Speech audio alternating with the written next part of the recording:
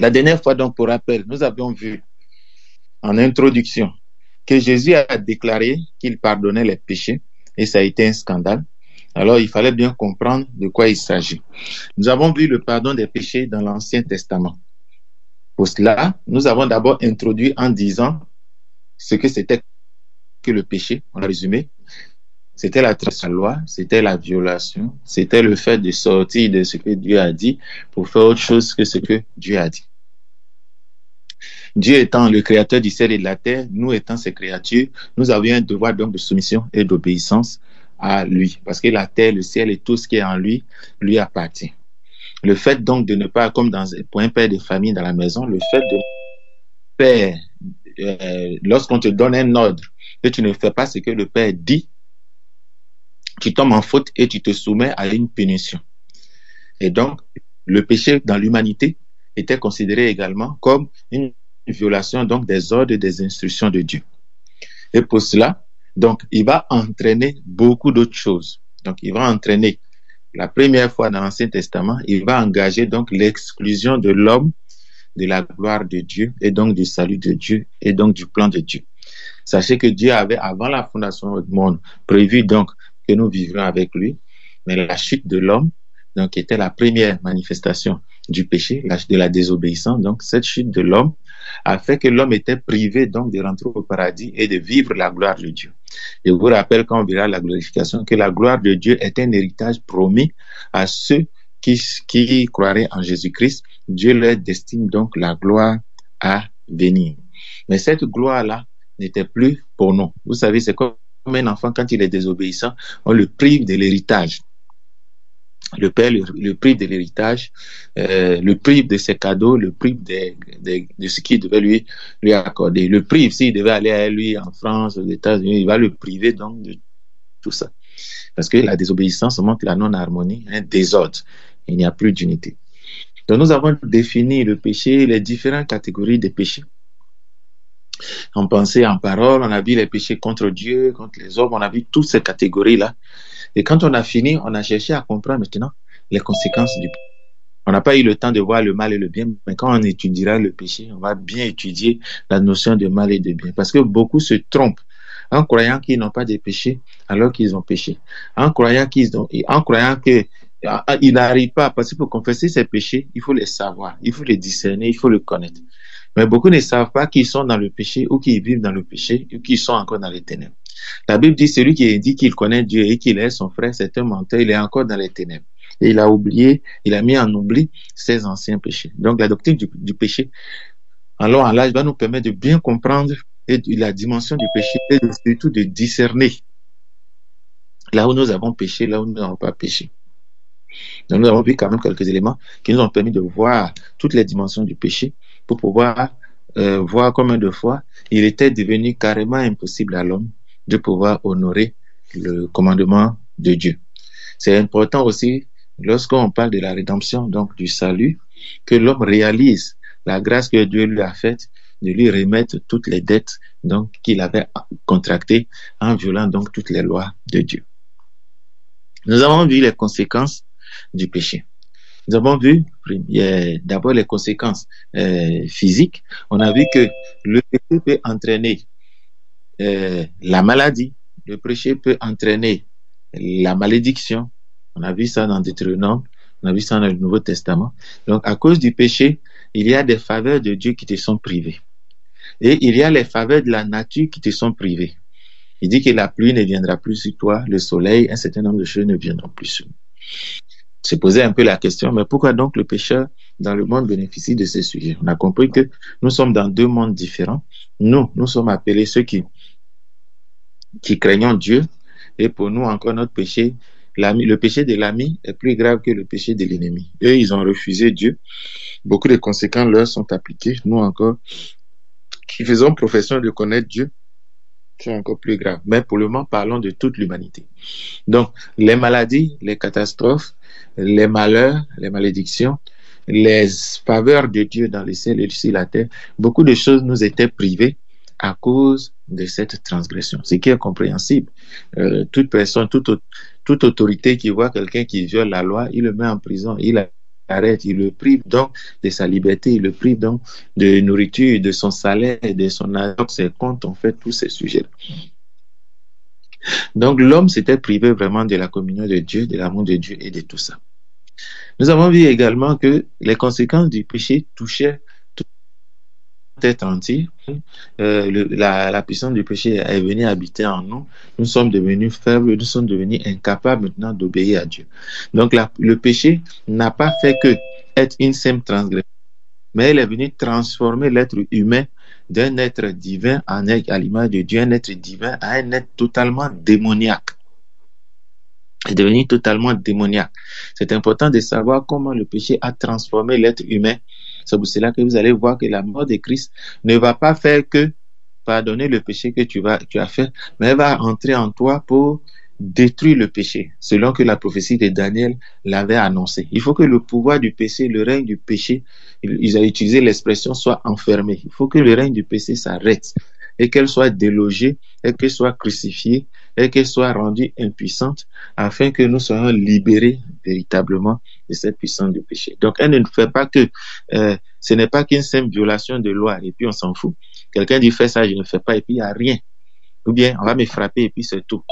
Et je garde l'intégrité personnelle. C'est pas vrai. Donc, elle a entraîné une transformation de l'homme, de l'être humain, qui est devenu pécheur dans son âme, qui est souillé, qui a éteint son esprit vis-à-vis de Dieu, qui est mort en esprit. Sa conscience, son cœur n'est pas droit, il est devenu incapable de faire la volonté de Dieu. Donc, quelque chose a été cassé en lui, quelque chose a été privé. L'Esprit de Dieu a tout fait pour revenir à l'homme. Il a dit son esprit ne contestera pas toujours à l'homme, car son cœur est tourné chaque jour uniquement vers le mal. Donc, nous étions devenus adorateurs et adeptes donc du mal. Et nous avons pris plaisir dans ce mal et nous nous dirigeons dans ce mal. Donc, c'est pourquoi une contamination, le péché donc une contamination, une maladie contagieuse qui a transformé notre nature handicapée vis-à-vis de notre vie. Nous avons vu également la troisième catégorie des conséquences dans les effets manifestes de la terre, les effets manifestes dans la transformation de notre être humain, nos incapacités, et les conséquences vis-à-vis de la vie éternelle. Donc, nous sommes donc privés de la gloire de Dieu, nous sommes destinés donc à la faire, nous sommes morts spirituellement et nous sommes des morts éternels. On a vu les différentes catégories de mort et à la mort éternelle. Voilà donc l'ensemble ramassé, on verra l'enseignement sur le péché, on va traiter en long en large, voilà de façon ramassée l'ensemble des éléments que nous avons vus sur les conséquences du péché. C'est pour cela que le péché n'est pas notre camarade, le péché n'est pas notre ami. Transgresser l'autorité d'une divine, ne pas avoir la crainte de Dieu et de ce qu'il est capable de faire est vraiment une grosse erreur qu'on commettrait. Penser que ce monsieur-là, parce qu'il a crucifié Jésus, on peut faire ce qu'on veut, ce monsieur n'a jamais changé, il a toujours haï le péché, il hait le péché. On ne peut pas vivre avec quelqu'un et transgresser ses règles et ses lois et espérer pouvoir vivre avec lui. Aucun père, pour n'importe quel prix va autoriser son enfant à violer toutes ses lois dans sa maison sous prétexte que peut-être il serait trop gentil, non, ça ne marche pas. L'enfant peut tout détruire. Nous avons le risque de détruire la création et la terre si Dieu nous en avait laissé la liberté. Et s'il en avait laissé la liberté à Satan, tout son projet serait totalement à l'eau. C'est une leçon quand on va voir l'enseignement sur l'obéissance. C'est une leçon pour savoir que l'ordre et la discipline, l'ordre dans toute la création est sur la base de la discipline. Vous appuyez sur l'accélérateur, la voiture doit aller comme vous voulez. Si vous appuyez à 10 km/h, la voiture peut 20 km/h. Si vous revenez à 5 km/h, la voiture n'a pas le droit d'aller à... Donc, il y a une non-maîtrise, il y a une indiscipline de la loi. Donc, c'est un désordre. Donc, tout doit être dans l'ordre et organisé, et Dieu a donné de la mesure à toute chose. Donc, on ne peut pas se permettre de vouloir utiliser notre liberté pour détruire toute la création et tout le projet de Dieu. Après avoir vu donc les conséquences donc de péché, nous avons regardé donc dans l'Ancien Testament comment donc les gens vivaient dans le pardon des péchés. On a vu donc que Dieu a choisi un peuple et il lui a donné des cérémonies par lesquelles il va pouvoir couvrir son péché. Et donc, on a vu que tu peux transgresser le péché et ce qui fait que la crainte de la transgression, ce sont les châtiments, donc ce sont les conséquences du péché.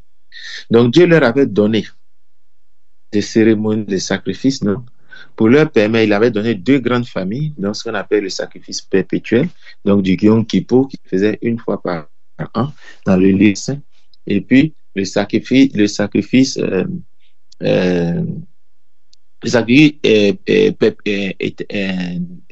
perpétuel et puis le sacrifice ponctuel, occasionnel, donc où chaque fois que les gens péchaient, ils pouvaient demander, confesser leurs péchés, et puis on leur pardonnait, ils imposaient les mains, ils confessaient leurs péchés sur l'animal et il était pardonné. Il était celui qui était annuel, si le souvenir des péchés est ramené donc annuellement et on allait entrer une fois dans le lieu très saint pour couvrir le péché. Donc le mot veut dire, Pokésia veut dire couvrir le péché, ça vient du mot couvercle. Voilà donc ce que nous avons essayé de ramasser dans l'Ancien Testament et comment ça se passait. Nous allons voir aujourd'hui le pardon des péchés dans le Nouveau Testament. La venue de Jésus-Christ a vraiment révolutionné beaucoup de choses et a scandalisé beaucoup de choses, a changé beaucoup de choses, beaucoup de notions, beaucoup de réalités et de vérités. Et les chrétiens ont même du mal à croire et à défendre ces vérités-là. C'est parcourir aujourd'hui ensemble.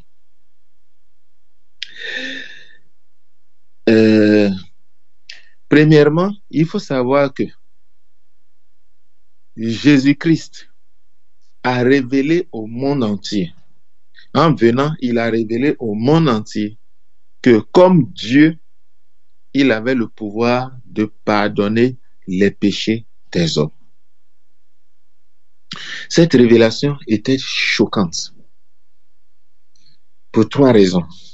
Premièrement, depuis la chute d'Adam et Ève, tout le monde sait qu'on est pécheur. Depuis la chute d'Adam et Ève, tout le monde sait qu'on est pécheur. Et il y a eu une nation qu'on appelait les Juifs qui faisaient des cérémonies de pardon des péchés. Et la Bible disait que leurs péchés étaient pardonnés. C'était écrit comme ça. Mais Jésus-Christ, et c'est Dieu qui pardonnait les péchés.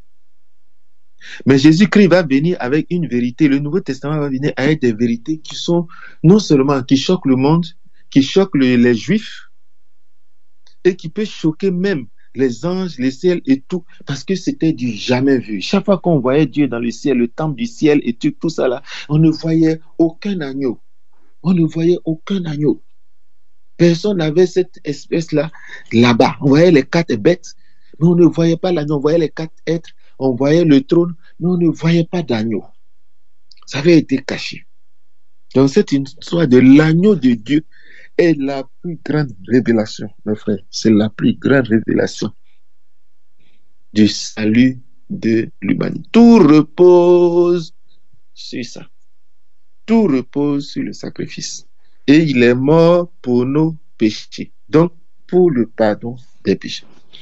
Tout ce que nous avons obtenu sans le pardon des péchés, rien. C'est pour ça qu'il dit, vous allez être vous-même choqués. Parce que c'est vraiment ce que, en résumé, quand on lit les Écritures, ce qu'ils nous rapportent et ce que les apôtres veulent résumer. Et c'est ça qu'ils vont défendre, c'est ça qui sera la base de l'évangile, c'est à ça qu'on va appeler les gens. C'est à ça qu'on va appeler les gens. Donc dans Luc chapitre 5, verset 17 à 26, vous connaissez cette histoire, il a rencontré les gens, il a rencontré est-ce que je peux partager mon écran? Morel, envoie-moi un SMS pour confirmer que je peux partager mon écran. Donc, il a rencontré un monsieur que les gens ont envoyé par le haut du toit. Et quand il a vu ce monsieur, il a dit 20 hommes, dans Matthieu va dire, enfant, tes péchés te sont pardonnés. Pour vous, c'est une phrase qui était je te pardonne. Un frère pardonne à un frère. Un homme pardonne à un homme. Jésus-Christ dit, tes péchés te sont pardonnés. Normalement, ça devait être quelque chose de normal et de trivial pour notre langage et notre contexte aujourd'hui. C'est pour ça qu'on dit la religion a tellement rendu terre à terre certaines choses que leur importance est devenue, n'est pas devenue importante aujourd'hui. Mais à cette époque, de ceux qui étaient habitués à Dieu, au souvenir du pardon, les Pessah, à toutes les cérémonies, quand Jésus a dit ça, les scribes, c'est pas n'importe qui, ceux qui connaissaient les Écritures de l'Ancienne Alliance, les scribes et les pharisiens se mirent à raisonner et à dire, qui est celui-ci qui profère des blasphèmes? Qui peut pardonner les péchés si ce n'est Dieu seul? Jésus, connaissant leurs pensées, prit la parole et leur dit, quelle pensée avez-vous dans vos cœurs? Ils étaient en train de penser. Lequel est le plus aisé de dire tes péchés pardonnés ou de dire lève-toi et marche?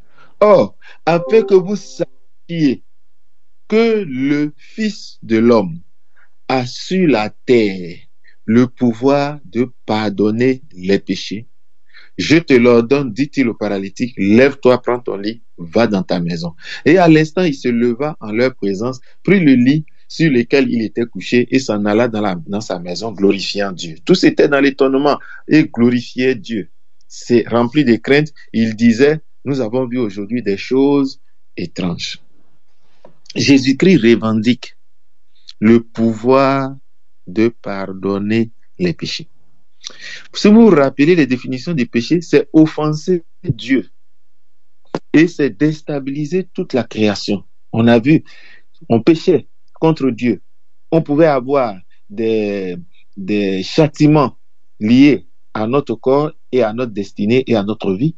Des châtiments qui étaient liés à la transformation de notre nature. Le péché habite en nous, le péché nous transforme et nous rend incapables. Et liés à notre destinée, la vie éternelle, l'enfer, et tout ce que vous voyez. Donc, l'enfer et tout ça. Donc, le péché étant dirigé vers Dieu, on a vu, tout péché qu'on commet envers un frère, envers une soeur, envers un truc, c'est contre Dieu. Il a dit, mon Père, j'ai péché contre le ciel et j'ai péché contre toi. Donc, c'est à son Père qu'il avait fait du mal. Donc, tout péché, toute discipline, on dit honore ton Père et ta Mère. Si tu ne fais pas, tu pêches contre Dieu. On dit aime ton frère. Si tu ne fais pas, tu pêches contre Dieu. Mais voilà donc qu'on offense Dieu et toi, tu viens dire que tu peux pardonner le péché que quelqu'un a fait contre Dieu. Bon, de nature, c'est celui qu'on offense là qui peut pardonner. Maintenant, comment toi, tu peux avoir le pouvoir? Moi, j'insulte Francis, et puis Daniel dit, bon, le péché que tu as fait contre Francis là, moi, j'ai le pouvoir de le pardonner. J'ai le pouvoir de le pardonner. C'est pour ça qu'il faut qu'on définisse un peu ce que signifie le pardon des péchés. Simplement, composant les principes. Donc, ça scandalisait et ça choquait les gens. Donc, en disant, il a le pouvoir de pardonner les péchés, on sait qu'il a reçu tout pouvoir. Tout pouvoir lui a été donné par Dieu. Et lui-même, il est sorti du sein du Père. Et donc, il a déjà dit que Dieu lui a donné le pouvoir de donner la vie éternelle. Il dit, comme le Père donne la vie éternelle, il a donné au Fils de donner la vie à celui qui veut. Donc, Jésus-Christ peut donner la vie à quelqu'un. Parce que Dieu lui a donné ce pouvoir de donner la vie. Aucun ange ne reçoit ces pouvoirs-là. Ce sont des pouvoirs exclusivement divins qu'on n'a vu aucun ange exercer. C'est pour ça qu'on dit qu'il est Dieu. Donc, la nature de Jésus-Christ n'a rien à voir avec un simple prophète. On ne peut pas le comparer au prophète de l'islam, au prophète des religions, au prophète des Mormons, au prophète Branham, au prophète... Non. Ça n'a rien à voir. Branham n'a manifesté aucun pouvoir que Jésus-Christ seul avait. Faire les miracles était partie du pouvoir et du pouvoir des croyants. Mais le pouvoir qui revenait à Dieu, qui était exclusif à Dieu, nous les avons retrouvés en Jésus-Christ. Et c'est ça qui déstabilisait un peu les gens. Pour le moment, vous ne comprenez pas ce que je veux dire. C'est déjà trop important pour ça.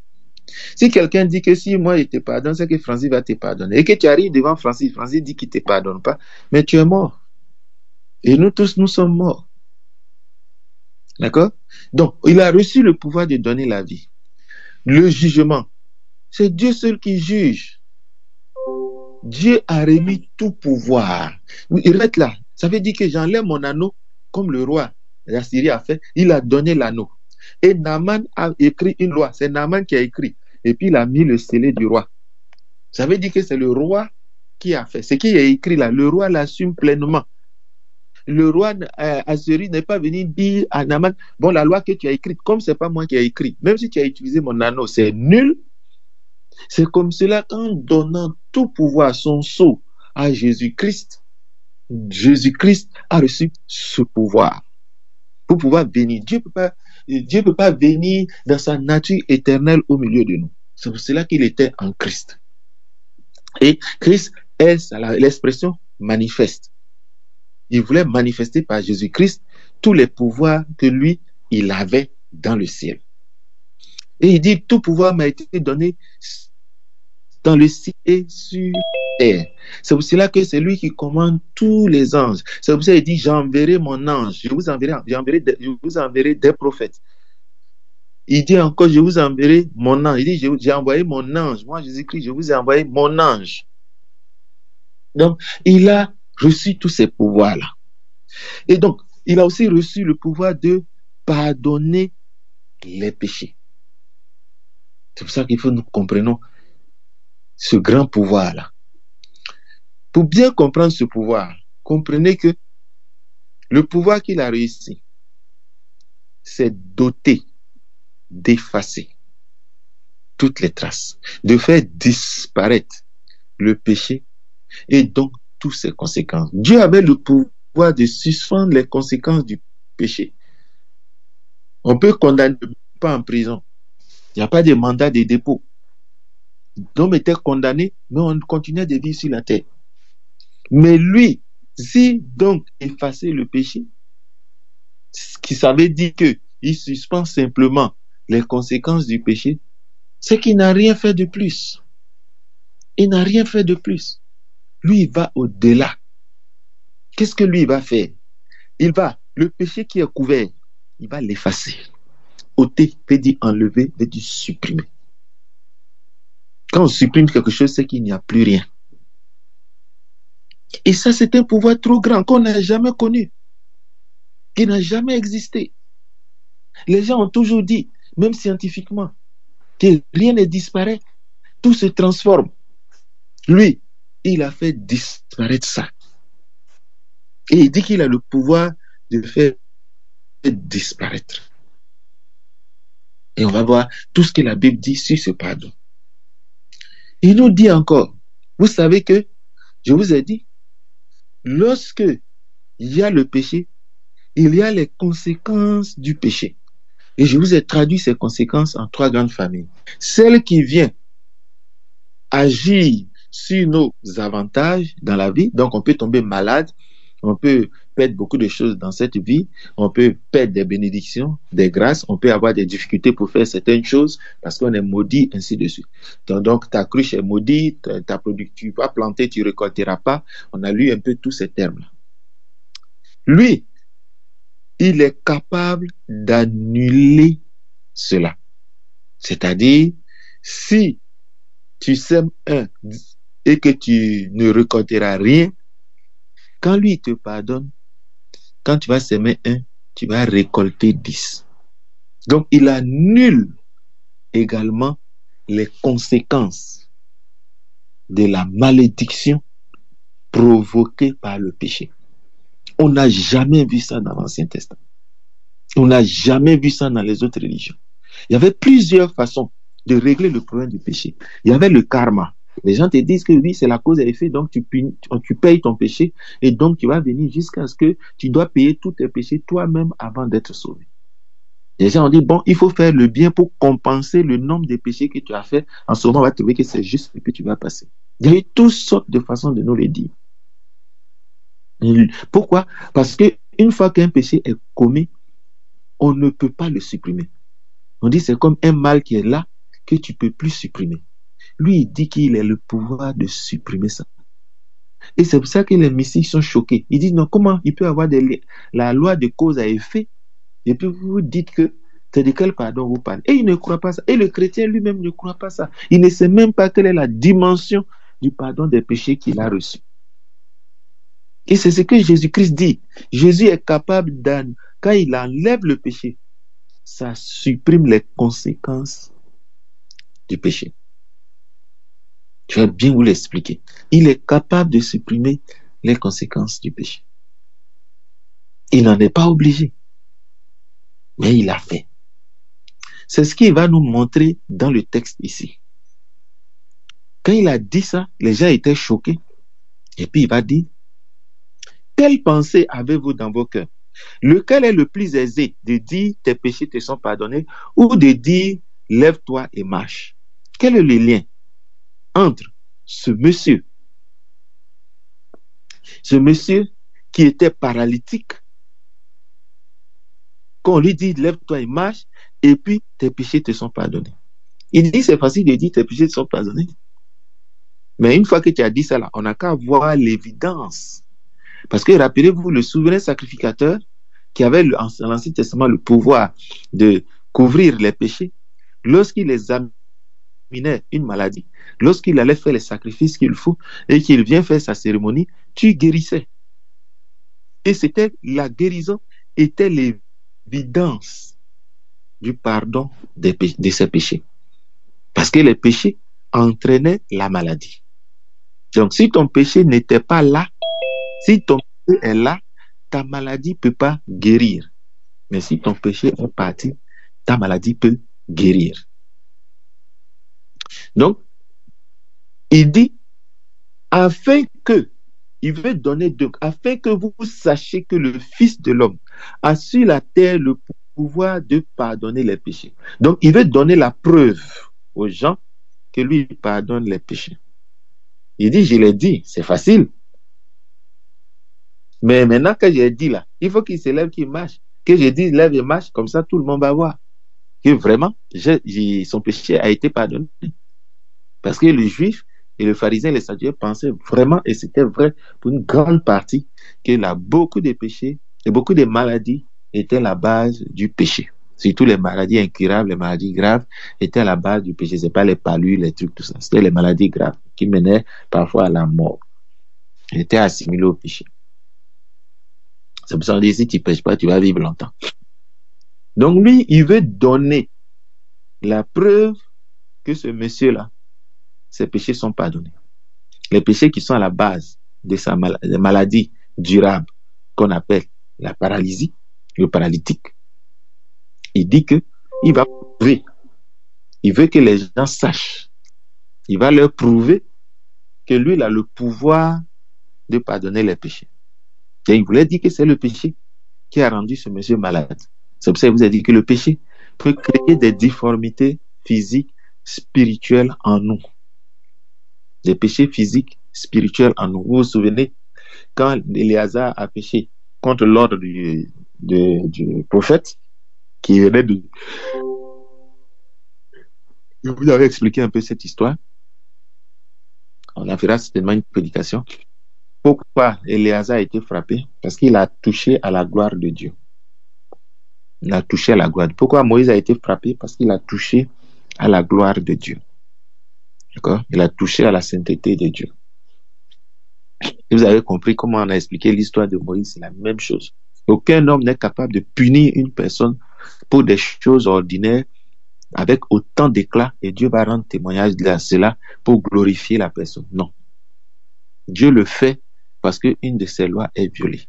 Si vous vous rappelez de la prédication qu'on a fait, métanoïa a changé de mentalité. Les pensées ne sont pas vos pensées. On a vu que David avait une façon de voir, Dieu avait une façon de voir. Tant qu'on ne voit pas la Bible, on ne comprend pas les choses des Écritures comme Dieu, mais on peut la comprendre comme une relation d'homme à homme, c'est pas la même chose. Vous savez que dans un pays, tu peux faire du mal à quelqu'un. Mais quand tu fais du mal à un président, on parle d'une nation. Ça n'a pas, ce péché est plus grave si tu l'as fait à un homme. Tu l'as fait à un homme, puisque le président c'est un homme. Mais on va au-delà, comme Baptiste, que c'est une institution, c'est une loi. C'est plus grave ce que tu as fait. Tu as attaqué une institution et non simplement un homme. C'est pour ça que Paul dit, ce n'est pas simplement des simples hommes, mais c'est à Dieu. C'est contre Dieu qu'on combat. Et donc, pareil, Donc, cette maladie, ce péché-là, ayant eu des effets médicaux sur la personne, a agi dans la maladie, a envoyé la maladie, comme le péché envoie la mort, le péché a envoyé la maladie donc dans la vie de ce monsieur. Jésus-Christ dit que lui, il peut ôter ce péché-là. Et donc, toutes les conséquences de ce péché, de la maladie liée à ce péché, vont partir. Et donc, il dit, je te l'ordonne, dit-il au paralytique, lève-toi, prends ton lit et va dans ta maison.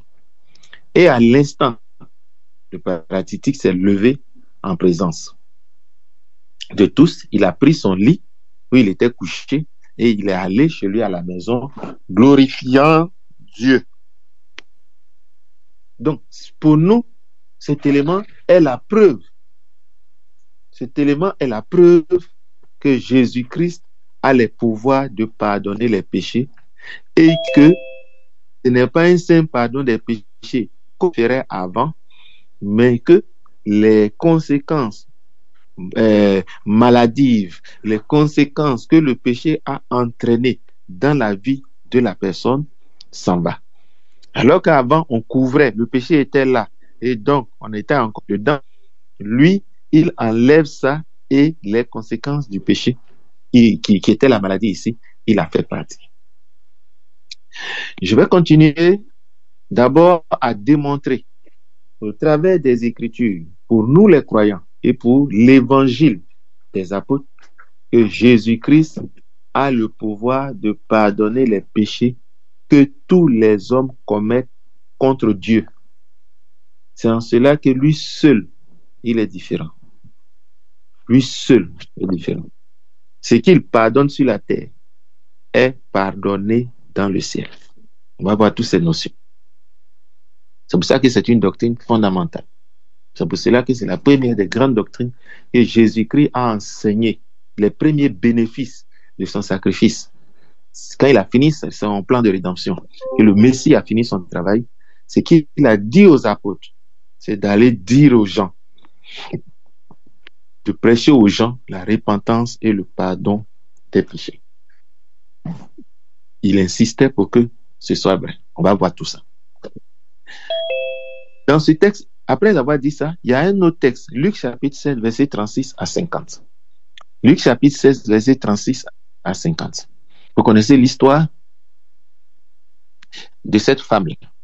Écoutez, un pharisien priait à Jésus de manger avec lui. Jésus entra dans le pharisien et se mit à table. Et voici une femme pécheresse qui se trouvait dans la ville, ayant su qu'il était à table dans la maison du pharisien, apporta un vase d'albâtre plein de parfum et se tint derrière aux pieds de Jésus. Elle pleurait et bientôt elle mouilla ses pieds de ses larmes, puis les essuya avec ses cheveux, les baisa et les oignit de parfum. Le pharisien qui l'avait invité, voyant cela, dit en lui-même, si cet homme était prophète, il connaîtrait qui est de quelle espèce. Donc, qui est cette femme et de quelle catégorie est la femme qui le touche. Il connaîtrait que c'est une pécheresse. Donc, une femme qui vit dans le péché. Donc, le péché était ici la prostitution. Le péché du sexe. Jésus prit la parole et lui dit, Simon, j'ai quelque chose à te dire. Maître, parle, répondit-il. Écoutez-moi très bien. Un créancier avait 2 débiteurs. L'un devait 500 deniers et l'autre 50. Comme il n'avait pas de quoi payer, il leur remit à tous deux leurs dettes. Regardez bien ces 2 créanciers. Un doit 500, un doit 50. Les 2 sont endettés. Les 2 sont endettés. Personne n'est franc, personne n'est libre. Et c'est comme cela, quand on verra l'enseignement sur le péché, on verra qu'il y a des grands pécheurs et il y a de moins grands pécheurs à la pratique. Dans la qualification de pécheur, tout le monde est pécheur. Mais il y en a qui seront traités plus rigoureusement que d'autres. Dans le péché, comme dans tout tribunal, il y a des peines de 5 ans, 10 ans, 15 ans, 20 ans, 30 ans, toujours avant la mort. Et il leur remet donc toutes leurs dettes. Lequel l'aimera le plus? Vous allez voir que le mot remettre la dette ici, la très bonne définit le pardon des péchés, c'est de la transformer avec cette image de dette, de créance. Et pardonner les péchés, c'est remettre la dette. Et donc, les conséquences de ce péché, vous le verrez. De la remise de la dette, ce sera pareil. Lequel l'aimera le plus? Regardez, ce qui m'a le plus touché ici, c'est le Seigneur m'a dit. Un créancier débiteur, vous allez voir que le créancier, c'est Jésus-Christ, avait 2 débiteurs. Il dit que c'est à lui qu'on doit. Mes frères, ce que je veux vous dire, tout péché que vous faites contre Dieu, c'est contre Jésus-Christ. Tout ce qui est à Dieu est à Christ. Tout ce qui est contre Dieu est contre Christ. Et il va montrer que, alors qu'on a vu plusieurs exemples d'histoire du créancier, qui est Dieu, lui il va donner cette image-là. Et dans cette image, il va se représenter l'image. Et c'est ça qui est encore plus choquant. Pour montrer combien, quelle est la nature, qui est celui qui est venu. Il dit, lequel aimera le plus? Simon répondit, celui, je pense, auquel il a le plus remis.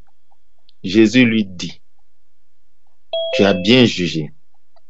Puis, se tournant vers la femme, il dit à Simon, vois-tu cette femme? Moi Jésus, je suis rentré dans ta maison. Tu ne m'as pas donné de l'eau pour laver mes pieds. Ici, on parle de qui? De Jésus-Christ. Il parle de lui-même. Et tu vois cette femme, ce qu'elle a fait pour moi. Quand je suis rentré, toi, tu ne m'as pas lavé les pieds. Elle m'a lavé les pieds. Aucun homme, aucun prophète n'a jamais parlé comme ça. Mais elle les a mouillés de ses larmes et les a essuyés avec ses cheveux. Tu ne m'as point donné de baiser. Mais elle, depuis que je suis rentré, elle n'a point cessé de me baiser les pieds.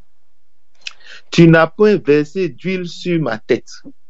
Mais elle a versé du parfum sur mes pieds.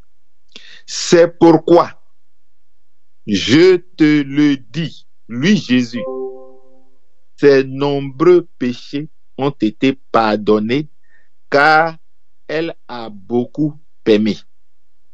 Mais celui à qui on pardonne peu, aime peu. Et il se tourne maintenant vers la femme et il lui dit, tes péchés sont pardonnés. Ceux qui étaient à table avec lui se mis à dire en eux-mêmes, qui est celui-ci qui pardonne même les péchés? Mais Jésus dit à la femme, ta foi t'a sauvé. Donc, quand tu as le pardon de tes péchés, on verra, il y a un effet majeur. Pour le moment, vous ne comprenez pas, je vais vous déclarer ça. Je vous redis encore. La condition pour recevoir le pardon des péchés, ce n'est pas la confession. Vous allez voir, il y a 2 catégories. Vous allez voir que quand vous confessez vos péchés, vous avez le pardon. Mais quand vous vous repentez, vous avez plus que le pardon. Je sais que ce que j'ai dit n'a aucun sens pour vous. On va l'étudier. Je dis ça pour que vous soyez curieux et que dans la démonstration, vous soyez attentifs à tout ce que je vais dire actuellement. Tes péchés te sont pardonnés. Donc nous comprenons que il parle de sa personne. Quelqu'un lui a fait du bien. Une femme lui a fait du bien, a lavé ses pieds. N'est pas aller au ciel pour laver le pied de Dieu. Aller laver le temple de Dieu dans le ciel. Lui, Jésus-Christ. C'est comme, moi je viens, je lave les pieds de Francis, et puis Francis, bon, tous tes péchés que tu as commis là, tes nombreux péchés d'adultère, de fiat, c'est tout ça là. C'est fini dans le ciel et sur la terre, tout ça là a disparu. Ah! Tout de suite là. Donc depuis tous les péchés que j'ai fait là, avec un seul mot, c'est fini. Vous comprenez? Il dit, madame, tes péchés te sont pardonnés. Ceux qui étaient avec lui, ils ont compris ce qu'il voulait dire. Que donc, il veut dire que ces péchés en Dieu, qu'elle a commis contre Dieu, lui, Jésus-Christ, à cause de ce que la femme là lui a fait des péchés. Vous ne comprenez pas encore. Frère, Jésus-Christ là, si vous ne l'aimez pas, si vous ne faites pas du bien, si vous ne lui le priez pas, si vous ne lui demandez pas pardon, si vous ne vous liez pas, le Père là, il a tout remis entre ses mains. Vous n'aurez rien auprès de Dieu. Quand le roi a remis son sceau à Naaman, le roi ne signe rien. Quand il a repris son sceau à Naaman, la Bible dit, quand Esther et Mardochée sont venus plaider après la condamnation de Naaman, il a appelé les Juifs. Il dit, mais donc, qu'est-ce qu'on peut faire pour contrecarrer ça? Parce que de toute façon, j'ai mis mon sceau, ça ne peut pas s'annuler. Vous voyez que le roi lui-même, vis-à-vis de son sceau, de sa délégation, il n'a plus de pouvoir. Parce que tout son pouvoir a été remis à Naaman qui a écrit une décision. On ne peut rien changer. Même si la terre des hommes. On ne peut rien changer. Et celui que Dieu a marqué de son sceau, on va lire cette phrase-là et on l'étudiera qu'on va voir qui est Jésus-Christ. Pour qu'on sache ce qu'il voulait dire dans cette phrase. Donc, le roi reprend encore son sceau et la décision est là. Il va donc redonner son sceau à Naaman et aux Juifs et il va leur dire tout ce que vous voulez écrire là pour pouvoir vous aider, vous défendre, vous vraiment contrecarrer cette loi-là, puisque je ne peux plus l'annuler, je vous donne mon sceau. Écrivez tout ce que vous voulez, mettez le sceau et que ce soit une décision, ma décision, la décision du roi. Il leur a donné. Ils ont écrit à tous les Juifs qu'ils ont l'autorisation de se défendre, puisqu'on les a autorisés, on a autorisé les gens à les tuer. Donc il dit, bon, mais les Juifs, je vous donne aussi l'autorisation de vous défendre. Ils ont écrit. Et les Juifs se sont organisés. Et ils font la guerre depuis des années à se défendre. Et Dieu ne voulant pas que son peuple meure, ils ont réussi à se défendre et à dépouiller même la maison de Naaman.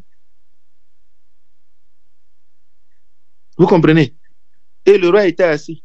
Et il y a des gens qui étaient assis quelque part, écrivaient ce qu'ils voulaient, et puis ils mettaient leur cachet. Donc, si ces gens-là qui ont le sceau là, si tu ne vas pas les voir, qu'ils aient écrit quelque chose contre toi, va voir le roi. On va dire on ne peut rien changer. Les gens sont venus voir le roi. On dit on ne peut rien changer. Ils vont aller voir Dieu. Tout ce que Jésus-Christ va dire, tout ce que Jésus-Christ va faire, tout pouvoir lui a été donné dans le ciel et sur la terre. Tout ce qu'il a dit, mes frères, tout ce qu'il a dit, allez chez Dieu. Dieu va vous dire tout ce qu'il a dit là. Vous avez vu ma marque dessus, non? Vous avez vu ma marque dessus, non? Je lui ai donné tout pouvoir. Tout ce qu'il a dit là, c'est ça. Tout ce qu'il a dit, c'est ça. Et tout ce qu'il a fait, on dit que c'est le roi. C'est le sceau du roi. Donc c'est le roi. Tu vas partir dire que tu n'as pas fait. On dit, mais le sceau, il est personnel, il est privé. Le roi peut pas dire, c'est ça propre. Il est une institution. Donc c'est Jésus-Christ là.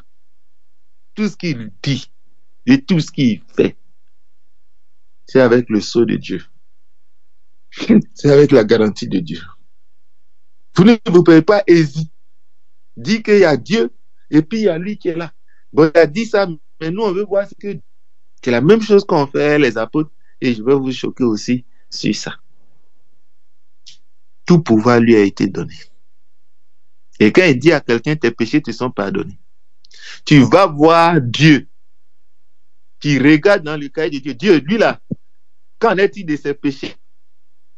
On va te dire ce que Jésus a dit là. C'est ça qui s'est passé. Ses péchés lui sont vraiment pardonnés.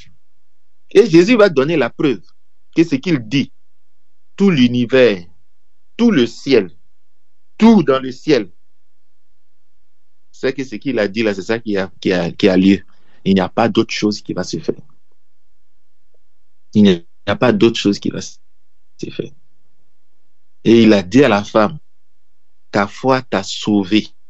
Tu as eu confiance en moi, tu as cru en moi. Ce que tu as fait, mon égard, là, ça t'a libéré. Ton péché, là, c'est fini. Va en paix. C'est terminé. Et cette femme-là est partie en paix. N'en déplaise toutes les autres religions. Ils vont dire que comment quelqu'un meurt et puis vous dire que vos péchés sont finis. C'est trop facile. Oui. Mais parce que il a le sceau de Dieu. Il est le sceau de Dieu. C'est terminé. C'est terminé. Donc on a vu le deuxième exemple. Troisième exemple. Colossiens 3, verset 13. Supportez-vous les uns les autres, et si leur a sujet de se plaindre, pardonnez-vous réciproquement, de même que Christ vous a pardonné, pardonnez-vous aussi. Ah! Donc Christ nous a pardonné. Dieu nous a pardonné ou Christ nous a pardonné?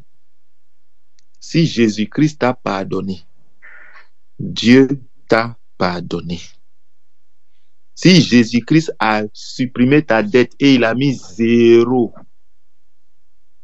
comme l'économe, il mettait 0, il mettait 10, il mettait 5. Les papiers que lui, on lui a donné le pouvoir de signer, c'est lui qui gère. Et dit, lui là, il doit 5, il a écrit. Le monsieur l'a loué. Ce qui est écrit là, c'est ça qui est reconnu. Donc Jésus-Christ a mis 0 dette. Et vous allez voir les conséquences. Vous allez voir ce que ça signifie. Donc c'est Jésus-Christ qui a pardonné. Dans Luc 24, versets 44 à 49, il va revendiquer ça. Et personne sur la terre n'a ce pouvoir-là. Donc n'allez chez aucun prophète. Il va tout faire, toutes les cérémonies qu'il va faire. Si ton péché n'est pas pardonné, les 3 conséquences vont arriver. Tu n'entreras pas au paradis. Vous allez être choqués. Hein?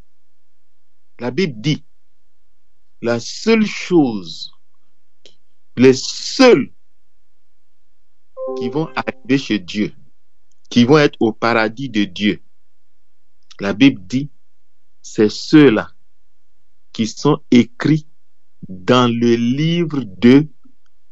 Non, tu n'as pas encore compris. Fais plus attention à ce que je vais dire à la suite. Toi, tu as déjà dit la phrase, mais il sait que la phrase que tu as dite là, il y a une erreur là-dedans.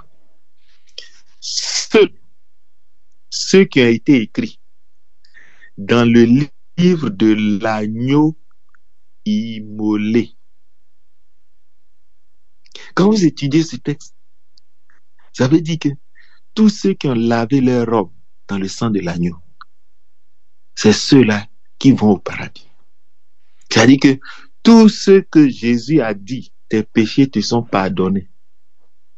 Ceux qui sont venus à Jésus, qui ont, on dit, baisé le Fils, parce qu'il a une verge, c'est lui qui juge. Tous ceux qui s'accordent avec lui, Dieu lui a donné le pouvoir de faire la liste de tous ceux qui vont rentrer au paradis, chez Dieu.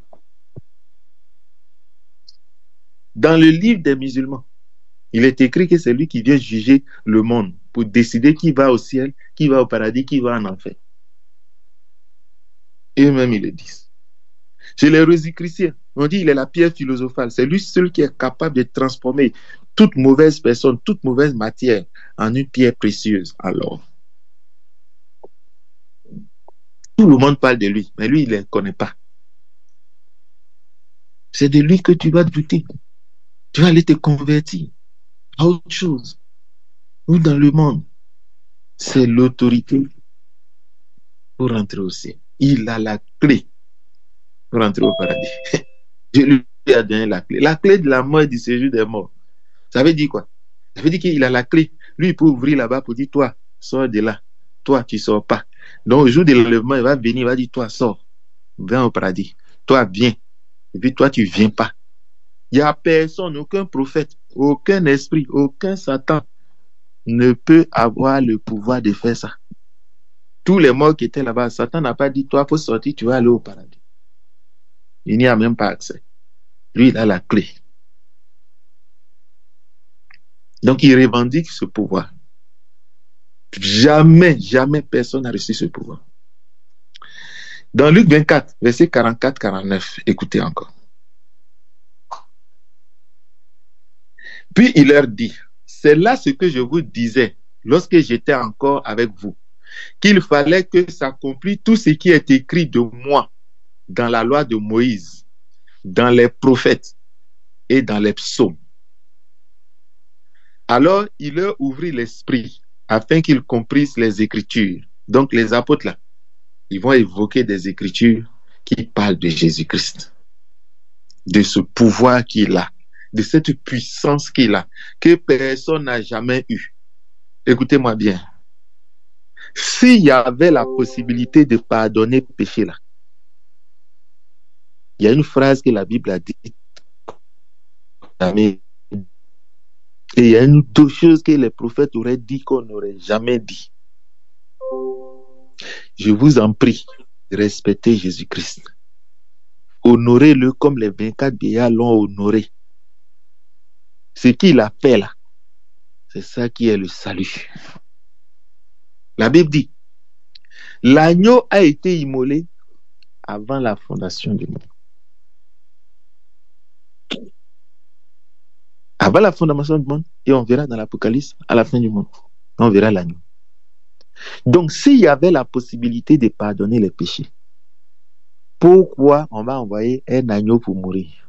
Puisque le pardon des péchés existe, il est acquis. Si le pardon des péchés que Jésus a envoyé là existait avant lui, il est venu faire quoi? Il est venu faire, il devient un de plus. Donc, c'est pour ça que nous allons prouver que ça n'a jamais existé.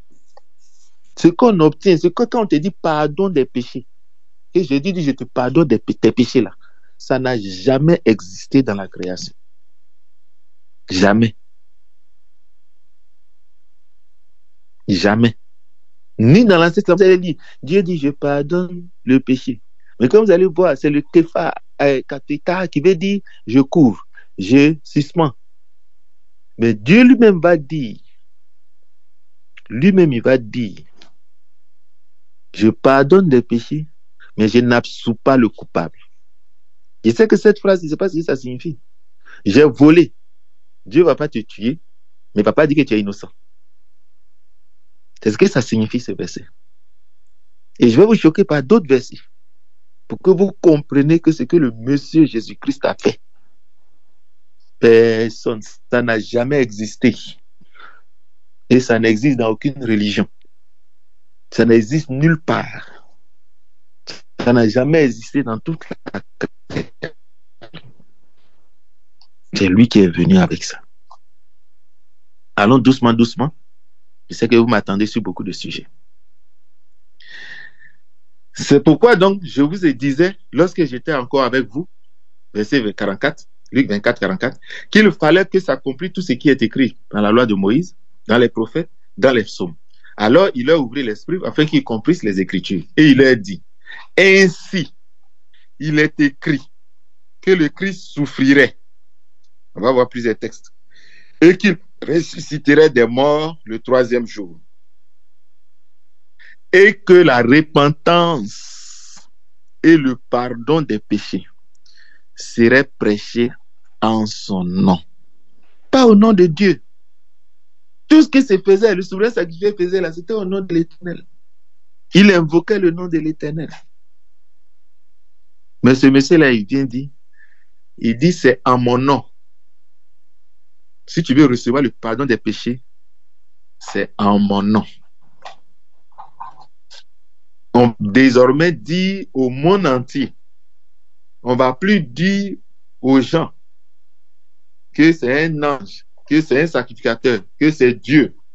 Il dit dans tout l'univers, désormais, le pardon des péchés sera procédé qu'au nom du Christ, à toutes les nations, pas aux Juifs seulement, que ce soit chez les musulmans, que ce soit chez les chiites, les hindouistes, les bouddhistes, les illuminatis. Il dit, on n'a qu'à aller leur dire que Dieu ne pardonne plus péché, que Dieu pardonne péché au nom de Jésus-Christ. C'est seul au nom de Jésus-Christ qu'un péché de quelqu'un qu'il a commis en transgressant la loi de Dieu peut s'effacer. Personne ne peut en payer le prix. Il faut faire karma. ton péché ne sera pas effacé. Tu seras toujours coupable. À commencer par Jérusalem. Jérusalem n'est que le commencement. Et ça va partir dans le monde entier. Je vous donne une phrase. Les Juifs ont toujours fait les cérémonies pour le pardon de leurs péchés. On a toujours fait le Yom Kippour, le pardon des péchés annuel, perpétuel. Et on a fait celui ponctuel. Mais la Bible dit, tous ont péché et sont privés de la gloire de Dieu. Mais si on pardonnait, ça pardonnait péché, le jour où on finit le Yom Kippour, là, mais eux, ils ne doivent pas être privés de la gloire de Dieu. Ils ne doivent pas être privés de la gloire de Dieu, puisque leurs péchés sont pardonnés. Mais l'apôtre Paul, le jour où il parlait, il a dit que tout le monde est pécheur, il n'y a pas un seul. Tous ont péché, il n'y a pas un seul. Et tout le monde va en enfer. Mais tout ce qu'ils ont fait là, mais tous les moutons ils ont sacrifié là, qu'est-ce qu'ils ont gagné? Ils ont gagné des choses, mais ils n'ont pas gagné, comment j'ai appelé? Je vais utiliser un mot que vous connaissez, mais si je l'utilise, vous n'allez pas bien comprendre. Je vais l'utiliser d'abord. Ils n'ont pas gagné la justification. Mais pour que vous compreniez bien, je vais le transformer par ils n'ont pas gagné la non-culpabilité. C'est-à-dire, ils sont coupables. Mais tout ce qu'ils ont fait là n'a jamais enlevé leur culpabilité. Ils sont coupables de transgression. Pourquoi? Parce que ça n'a jamais ôté. Deuxièmement, mais si Dieu a prévu Jésus-Christ pour le pardon des péchés, c'est que, et qu'il n'y a plus de péché pour certains, mais il est venu faire quoi? Dieu a toujours prévu que seul Jésus-Christ, l'agneau de Dieu, c'est lui qui enlèverait le péché du monde. Donc, il n'a rien donné sur la terre qui peut ôter le péché de quelqu'un. La seule solution qu'il avait, c'était le sacrifice du second Adam. C'est pour cela que, quand bien même qu'ils ont fait toutes ces cérémonies, ils vont en enfer. Leur culpabilité n'enlève pas. Il dit, je pardonnerai, mais je n'absoudrai pas le coupable. Quand on lit bien cette phrase, ça veut dire que Dieu va pas te châtier pour ce que tu as fait, mais devant lui, tu restes un pécheur. Tous sont pécheurs. Et le péché est en eux. Tous sont pécheurs. Acte 26. Donc, il dit que c'est en son nom que le pardon des péchés sera prêché. Donc, nous devons aller dire à tout le monde que la solution de multiplier le bien pour dépasser le mal, c'est impossible. Qu'ils n'ont qu'à chercher la solution à leur péché. Il faut que Jésus-Christ est venu. C'est même pas lui qui est venu faire concurrence avec un prophète. C'est lui qui a créé toutes choses. Et avant la fondation du monde, il a été prévu son immolation pour effacer les transgressions qu'un être humain allait commettre avant que cette personne rentre au ciel. Et c'est lui qui a dressé le livre. Tous ceux qui ont lavé leur robe, c'est-à-dire qui ont enlevé, quand on lave quelque chose, ça enlève la saleté. Qui a enlevé la saleté, pas par le sang des boucs et des veaux, qui ne peuvent pas enlever la souillure, mais qui ont lavé le sang de Jésus-Christ, qui ont obtenu le pardon des péchés par Jésus-Christ au travers de son œuvre. C'est ceux-là qui vont au paradis. Et ils le revendiquent. Dans tout l'univers, ils le revendiquent. Et quand on verra l'Apocalypse, tous les anges du ciel, les 24 vieillards, les sages, les êtres, tout le monde va reconnaître l'agneau immolé. Ils vont dire, ouais, tu as fait un travail, tu as fait quelque chose. Frère, tu as fait quelque chose. Immolé là. Oh, il est immolé, il est mort pour nos péchés. le fait qu'il a trouvé la solution au péché qui a fait que le ciel danse, alors qu'on pardonnait déjà péché selon le juif. On faisait les cérémonies. Ils n'ont pas dansé. Mais la Ève, ils ont dansé. C'est que ça n'a jamais existé, ce qu'il a obtenu pour nous. Et c'est ce que je veux vous expliquer. Pour que nous fassions un culte de reconnaissance pour ce que nous sommes écrits au ciel, pour ce que nos péchés sont passés, nos péchés sont pardonnés afin que nos noms soient écrits au ciel. On va le voir. Acte 26. Donc après avoir revendiqué que c'est en son nom, c'est pas dans le nom de quelqu'un, en son nom personnel, au nom de Jésus-Christ, les péchés des gens dans le monde entier sont pardonnés. Il dit en mon nom. Il revendique ça. Et à toutes les nations. C'est-à-dire qu'il n'y a pas une nation qui va trouver autre chose. Il n'y a pas une religion, une nation sur la terre, quelle que soit sa religion. Toutes les nations doivent savoir que il n'y a sous le ciel aucun autre nom par lequel on peut être sauvé. Et le mot sauvé, vous allez voir une autre utilisation du mot sauvé, qui est la base. Sauvé de ses péchés. Quand tu es sauvé de tes péchés, tu es sauvé. Le grand sauvé là, pour que tu sois sauvé, tu rentres au paradis, il faut qu'on te sauve de tes péchés. Une fois que tu es sauvé de tes péchés, tu es sauvé. Et les apôtres vont le dire. Vous allez voir que ce qu'ils vont louer tous, c'est... Paul va dire, quand je viens au milieu de vous, je ne veux savoir que Jésus-Christ, fils de David, Jésus-Christ guérit les malades, Jésus-Christ rend prospère. Il dit tout ça, ça ne m'intéresse pas. Je ne veux savoir que Jésus-Christ crucifié. Paul montre que c'est la seule chose qui est la plus importante dans l'évangile. Qui est la plus importante. Et on va voir tout dans le ciel. La seule cérémonie que les gens vont louer, c'est l'agneau immolé. Le travail de l'agneau immolé. Troisième verset. Acte 26, verset 18. 17 à 18. C'est Paul qui rend témoignage de ce que Jésus-Christ, qui lui est apparu, lui a dit. Il dit donc, je t'ai choisi afin que tu, du milieu de ce peuple et du milieu des païens, écoutez cette phrase. Je vais vous faire une révélation. On aura l'occasion de parler de ça. Il dit à Paul, je t'ai choisi du milieu de ce peuple. Ici, il s'agit des Juifs. Paul est juif. Comme Isaïe a dit, il dit non, j'habite un peuple de menteurs. Donc, du milieu de ce peuple, donc des Juifs. Mais regardez la deuxième phrase. Et du milieu des païens. Paul est païen. Un Juif est un païen. On verra l'occasion d'en parler. En disant païen, il dit Paul est choisi du milieu de ces deux.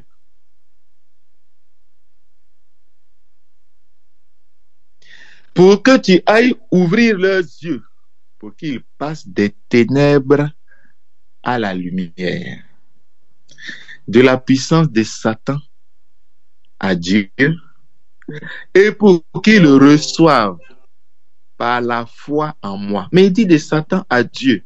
Il n'a pas dit par la foi en Dieu, par la foi. Il dit par la foi en moi, le pardon des péchés et l'héritage avec les sanctifiés. Par la foi en Jésus-Christ, on reçoit le pardon des péchés. Il revendique que c'est celui qui croit en son nom. La Bible dit dans Jean 1 que quand il est venu, on parle de celui qui est venu là, pour être sauvé là. On ne parle pas de celui qui était en haut. Pour parler, je vais parler d'une façon, vous me comprenez. On dit à quelqu'un qui est venu. Et à ceux qui ont reçu celui qui est venu, il leur a donné le pouvoir de devenir enfants de Dieu. Ah. Est-ce que vous comprenez? Il leur a donné le pouvoir de devenir enfants de Dieu.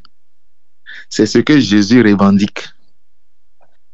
Il dit, moi, si tu me reçois, j'ai le pouvoir de faire de toi enfant de Dieu. J'ai le pouvoir de te donner l'héritage avec les sanctifiés. J'ai le pouvoir de te rendre juste. Voilà le pouvoir donc qui parle. Personne n'a revendiqué ce pouvoir. Et c'est notre travail d'aller parler de ça. Aujourd'hui, quand on parle de Jésus-Christ, tout le monde le compare à un prophète, à un homme ordinaire. Mais où sont les évangélistes? Où sont les apôtres? Relevez le niveau de l'évangile. Relevez le niveau et qu'ils comprennent qu'il n'y a pas d'autre personne. Ce monsieur-là, c'est lui seul qui sauve. Il n'est pas comparable à un prophète. Tous les prophètes parlaient de lui. Il a dit, le Messie, de qui est-il fils? On dit de David. Il dit, pourquoi David l'appelle son Seigneur? Il est le Seigneur de tous les seigneurs. Il est le roi de tous les rois. Et il dit, j'enverrai mes prophètes. J'envoie mon ange. Il est propriétaire de tout. Tout a été créé pour lui. Les anges ont été créés, c'est pour lui. Il ne peut pas être leur égal. Il les commande. Il est leur chef. Il est leur créateur. C'est par lui que tout, le visible comme l'invisible, ont été créés. C'est pour ça qu'il peut parler de tous ces pouvoirs-là.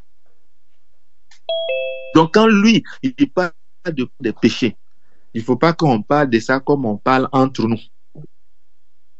Ça a plus d'effets et d'éclat et de conséquences que ce qu'on a toujours dit, bon, tu m'as frappé, je te pardonne, tu m'as insulté, je te pardonne. Ça n'a rien à voir. Et c'est ce que cette doctrine-là enseigne. C'est ce que l'on veut voir.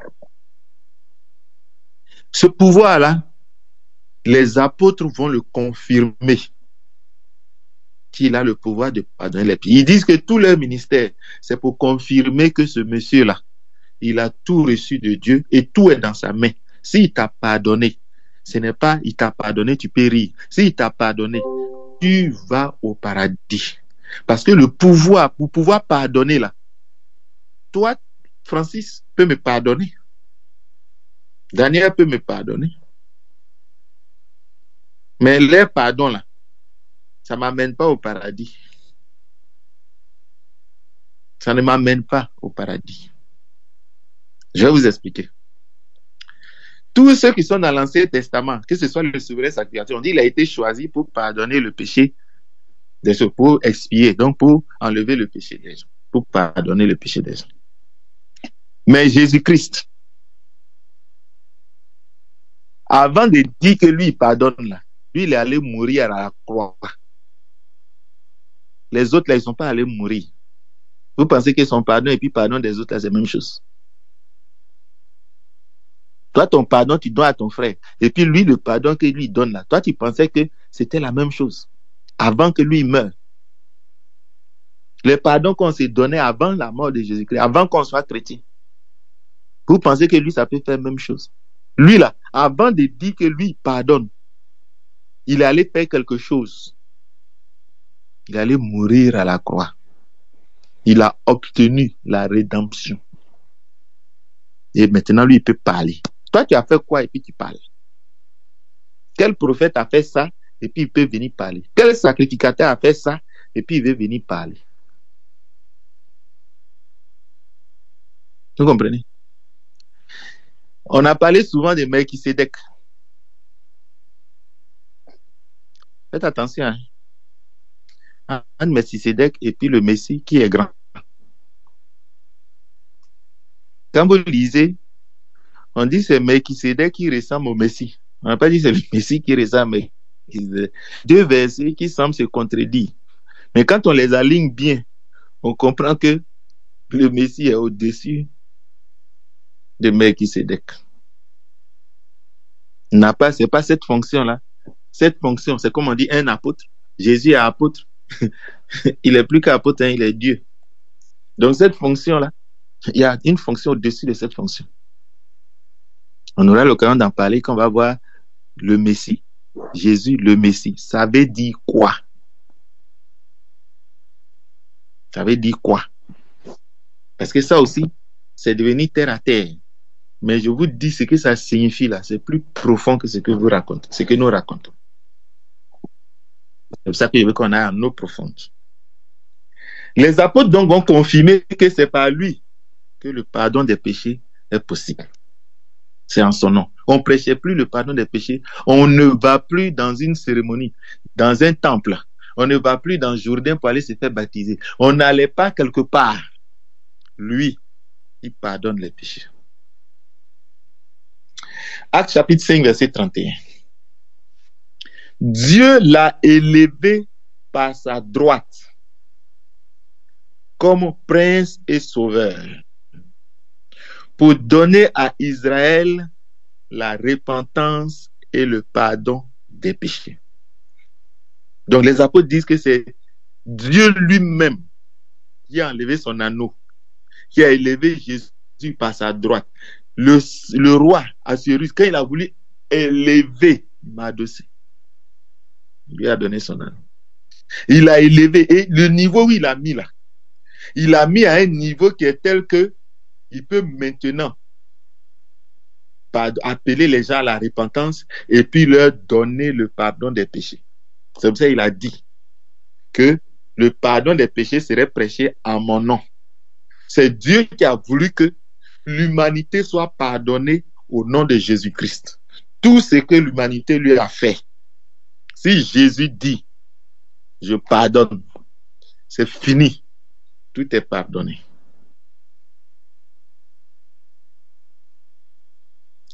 Acte 13, 38. Donc les apôtres, voilà comment eux, ils voyaient le pardon de Jésus-Christ. Une délégation totale de Dieu. C'est pour cela qu'il va nous dire ce qu'il faut faire pour pardonner les péchés. Parce qu'il a reçu tout ce pouvoir. Dieu lui-même lui a donné un tel niveau de pouvoir, un tel niveau de rang, comme on a donné à Mardochée. Regarde par exemple, on dit, le roi, le pharaon, a donné un tel pouvoir à Joseph.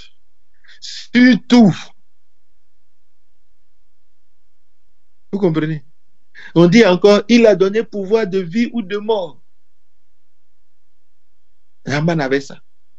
S'il écrit qu'on te tue, qui m'est caché, le roi lui-même, là, il ne peut pas annuler.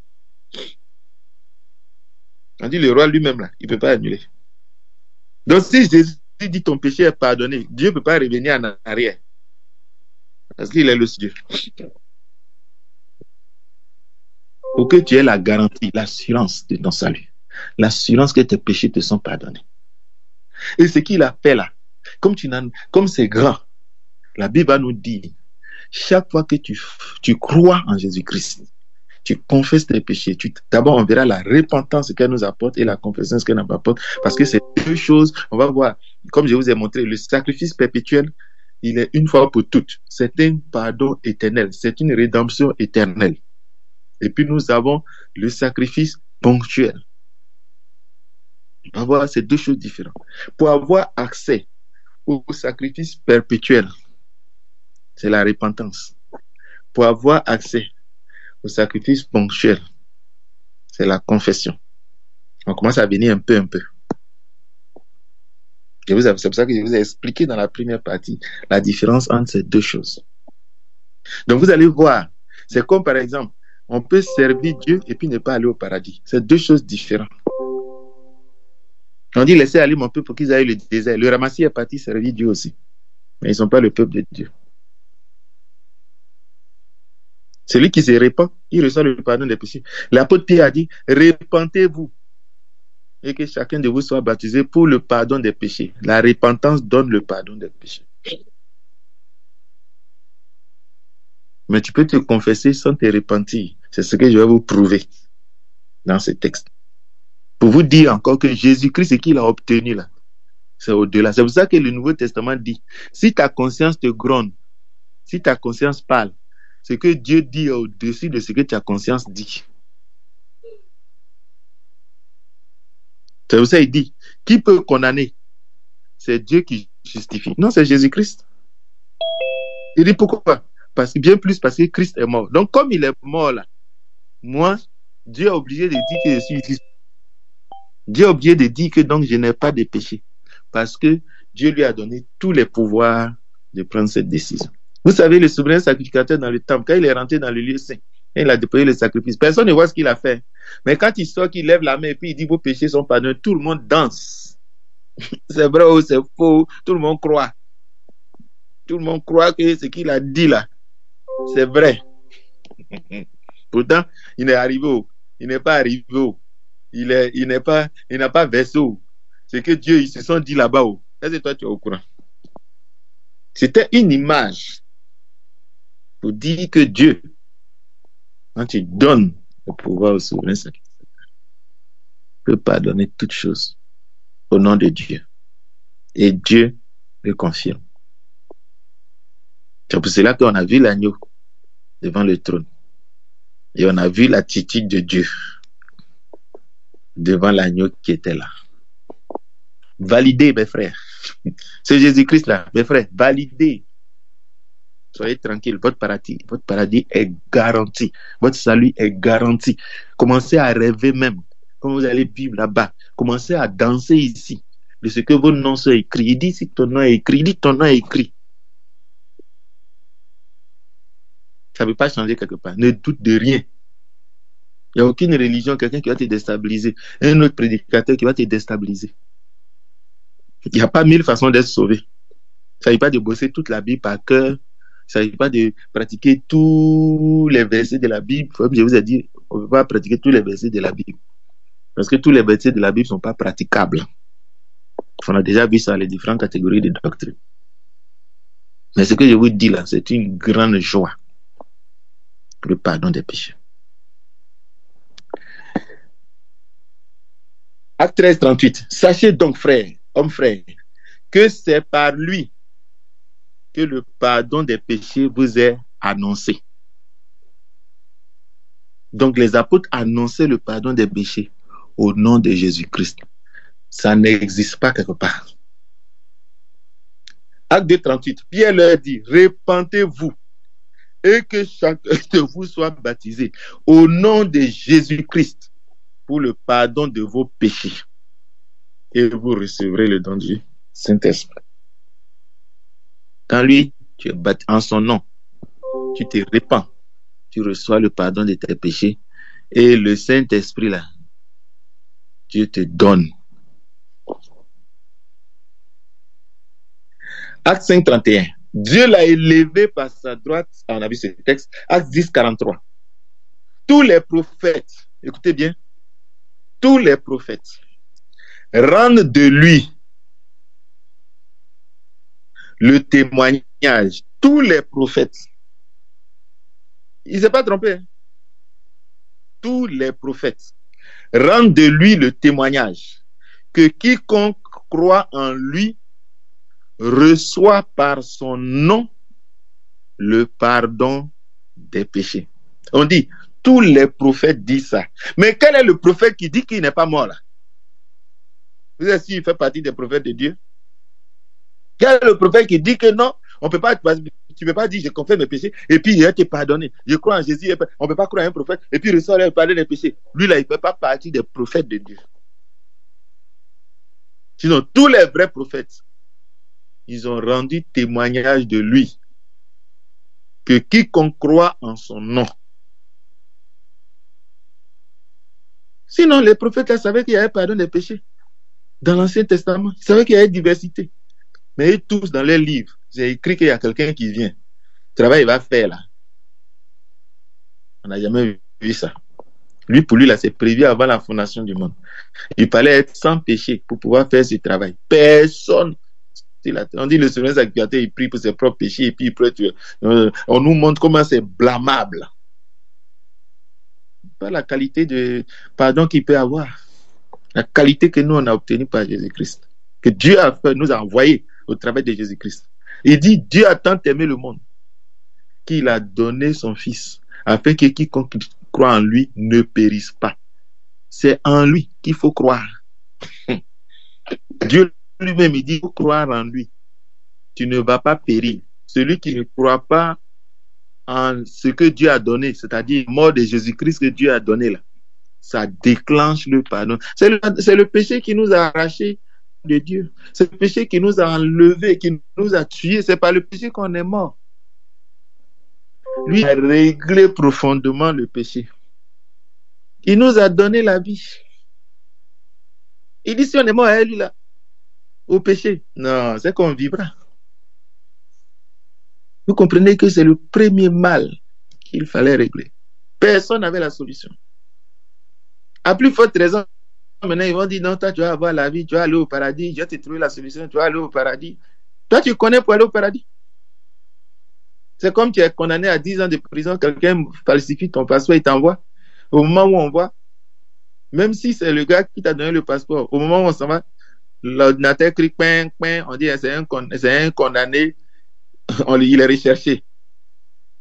Et le policier ne va pas te laisser passer. Tu es un recherché pour l'enfer. Donc, comment on peut te promettre d'aller au paradis alors que ton péché n'est pas réglé? Aucun péché n'entrera au paradis. Tout ce que les gens font là, ça cache leur péché, mais ça n'enlève en rien leur culpabilité. La puissance du péché est assise en eux. Les conséquences de leur péché sont étouffées, sont retardées, sont différées. Mais la prison, l'enfer, c'est la manifestation des conséquences du péché. Parce que son salaire, c'est la mort. Donc tout ce que tu as fait là, si tu ne quittes pas en enfer là, c'est que tout ce que tu as fait, ça ne sert à rien. Si tout ce que tu fais là, ça ne peut pas t'éviter l'enfer. C'est que le péché que tu as commis là, son salaire là, ce n'est pas avoir 2 dents tirées, hein, mon frère. Quand tu passes là, tu vas en enfer. Et là, on dit qu'on a réglé. Si tu ne vas plus en enfer, on dit que oui, vraiment, cérémonie que tu as fait là, ton péché l'est pardonné, tu ne vas plus en enfer. C'est ça que Jésus est venu faire. Il n'est pas comparé à tout ce que les gens font. Et ne prenez pas le pardon des péchés de Jésus comme un pardon ordinaire. Lui, quand il pardonne là, tu ne vas plus en enfer. C'est pour ça qu'il dit repentez-vous. Et on va parler de ça. C'est une doctrine, il dit la repentance et le pardon des péchés. On a commencé par le pardon des péchés. On va voir comment obtenir ce pardon des péchés. De quel pardon il s'agit, quels sont les avantages de ce pardon et comment on obtient ce pardon. D'accord? Nous continuons. Acte 10, 43. Tous les prophètes rendent de lui le témoignage, et on verra les prophètes plus loin, rendent de lui le témoignage que quiconque croit en lui reçoit par son nom le pardon des péchés. Paul même va dire dans un texte, je crois que c'est Acte 28, 43, il dit, je rends le témoignage de tous les prophètes et de Moïse. Ce que les prophètes et les Moïse ont dit devait arriver là. C'est ça que je rends témoignage. C'est-à-dire que Moïse lui-même, il a rendu témoignage que Jésus-Christ va venir mourir. C'est écrit comme ça, mes frères. Donc la mort de la croix, là, la croix, qui est la folie du monde, là, c'est le salut. Et Dieu a utilisé la croix parce qu'il voulait faire ce qui allait scandaliser le monde. Parce qu'il voulait faire quelque chose que seuls les petits comprendraient. Mais il voulait confondre la sagesse des sages. Comment tu peux dire que quelqu'un est grand et puis c'est sur le bas d'un brigand, il s'en va mourir. On dit, mais ça, là, il ne peut pas être grand. Mais comment un bon prophète peut sortir de Galilée? Galilée, des pécheurs qui se sont mélangés aux mondains, aux nations mondaines qui ne sont pas loin de la Syrie, qui ont corrompu leur truc. C'est de là un grand prophète va sortir. Donc, quand tu poses question comme ça et que Dieu veut t'écarter là, et là-bas, il va aller sortir pour que Israël soit mis de côté, qu'il soit coupé et qu'il n'arrive pas à croire parce que Dieu ne veut pas qu'il rentre dans son repos. Mais il va le faire à cause d'un reste. Il dit, c'est seulement le reste. Sinon, ceux-là, ils sont perdus. On verra cela. Pourquoi, quand on va voir Jésus, on dit pourquoi le prophète de Galilée. On va parler de cette. On va pourquoi Dieu voulait que ce soit en Égypte, que ce soit en Galilée, que ce soit tant. Et pourquoi les Juifs ont eu ces problèmes-là. Ils ont été coupés. Leur entendement est corrompu. C'est terminé. Ils ne pourront pas comprendre l'évangile. Mais pourquoi nous, les Juifs même qui ont connu Dieu là, ils ne croient pas en Jésus et puis nous on croit en lui? Oui, parce que eux là, on a fermé leurs oreilles. Et à la fin, vous allez voir que c'est un reste seulement qui va croire en lui pour confondre tous ceux qui n'ont pas cru. Et quand on dit un reste là, ne pensez pas que les Juifs d'aujourd'hui, jusqu'à ce que Jésus vienne là, c'est d'eux qu'on parle. Hein. Ceux-là, ils vivront, ils mourront. Celui qui ne croit pas au Christ, il ne vivra pas. Il ne verra point la vie. C'est ce qu'il va trouver à la fin. Le reste là. Quand on dit reste là, c'est qu'il y a beaucoup en agité. On verra ça, le rétablissement d'Israël. On va parler de ça, des 70 semaines de Daniel, que beaucoup d'interprétations commandent, qui ne concernent nullement les chrétiens. Il s'agit des Juifs, du règne du royaume des Juifs depuis Atarésès, depuis que Daniel a parlé, jusqu'à ce que Christ vienne, c'est d'eux qu'on parle. C'est leur histoire, c'est leur avenir, c'est leur destinée. L'Église n'est pas concernée. Et c'est choquant. Mais je vais vous le prouver. On a un enseignement sur l'Apocalypse, sur les derniers temps. Daniel, Zacharie, Apocalypse, Jérémie, Isaïe, à partir de 65. Et tous ces textes-là, on va essayer de les expliquer. Asias, Osée, on va parler de tout ça. Dans Hébreux chapitre 6, versets 6 à 13. Mais maintenant, il a obtenu un ministère d'autant supérieur qu'il est le médiateur d'une alliance plus excellente, qui est établie sur de meilleures promesses. En effet, si la première alliance avait été sans défaut, il n'aurait pas été question de la remplacer par une seconde. Car c'est à l'expression d'un blâme que le Seigneur dit à Israël, voici les jours viennent, dit le Seigneur, où je ferai avec la maison d'Israël et la maison de Juda une alliance nouvelle. Donc, Israël, Juda et les nations, ça serait une nouvelle alliance. Ils doivent abandonner l'alliance de Moïse. Ils doivent abandonner l'alliance de Moïse. Non, comme l'alliance que je traitais avec leur père, le jour où je les ai saisis par la main pour les faire sortir du pays d'Égypte. Donc, depuis l'Égypte, l'alliance qu'il a fait là va changer. Ils n'ont pas persévéré dans mon alliance. Et moi aussi, je ne me suis pas soucié d'eux, dit le Seigneur. Mais voici l'alliance que je ferai avec la maison d'Israël. Après ces jours-là, dit le Seigneur, je mettrai mes lois dans leur esprit et réécrirai dans leur... Je serai leur Dieu et ils seront mon peuple. Aucun n'enseignera son concitoyen, ni son frère, en disant, connais le Seigneur, tous me connaîtront. Depuis le plus petit jusqu'au plus grand d'entre eux. Comment ils vont te connaître? Qu'est-ce qui va faire ta réputation? Il dit, parce que je pardonnerai leurs iniquités et que je ne me souviendrai plus de leurs péchés. En disant, donc, Paul dit, c'est Jésus-Christ. Ça concerne la nouvelle alliance. L'ancienne alliance n'a jamais eu ça. En disant une alliance nouvelle, il a déclaré la première alliance passée. Or, ce qui est vieilli est près de disparaître. Donc, parce que je pardonnerai leurs iniquités et que je ne me souviendrai plus de leurs péchés.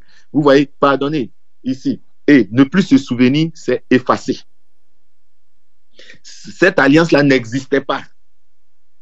Lui-même, il dit, c'est une alliance qui n'avait pas faite avec eux. Et il dit que cette alliance-là va le faire remarquer. Ils vont le remarquer. Il va se distinguer. Quand on dit remarquer, ça veut dire se différencier. Et c'est ça qui va faire la différence entre l'ancienne alliance et la nouvelle alliance. Et ce qui va faire la différence, c'est que nous, là, on sera pardonné et oublié. C'est-à-dire, leur pardon, c'est avec effacement.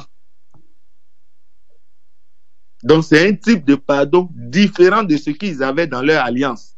Il dit une alliance nouvelle. C'est que je vais écrire mes lois dans leur cœur. Vous savez que c'est notre nouvelle alliance. Et je mettrai mon esprit en eux. Ça, c'est une nouvelle alliance. Troisième caractéristique, je pardonnerai les iniquités. Ah, mais Dieu, j'écrirai mes lois dans leur cœur. Oui, avant, tu écrivais ça sur des tables. Ça, on voit la différence. Puisque tu dis qu'il y aura une différence. Deuxièmement, je reprends mon texte. Je mettrai mes lois dans leur esprit. Donc, il était écrit sur des tables. Je les écrirai dans leur cœur. Ils étaient sur des tables. Je serai leur Dieu et ils seront mon peuple. Puisqu'ils sont l'Oami. C'est-à-dire, ils ne sont plus mon peuple. Dieu les avait rejetés. Donc, Dieu s'est plus soucié d'eux. Donc, ils ne sont plus le peuple de Dieu. Ils sont les Loami. On va parler de ça en long en large. Mais nous sommes le peuple de Dieu. Il dit, c'est nous qui adorons Dieu en esprit, en vérité. Là, c'est nous le peuple de Dieu, le vrai Israël, la nouvelle Jérusalem, la nouvelle alliance, cette nouvelle femme, c'est nous. Et il dit, troisième caractéristique, je pardonnerai leurs iniquités. Mes frères, on connaît la différence des autres, mais ça là, on ne voit pas la différence. Mais il y a une différence. Et je ne me souviendrai plus de leurs péchés. Paul dit, le souvenir des péchés était renouvelé. Chez nous là, on ne renouvelle plus, c'est fini. Donc,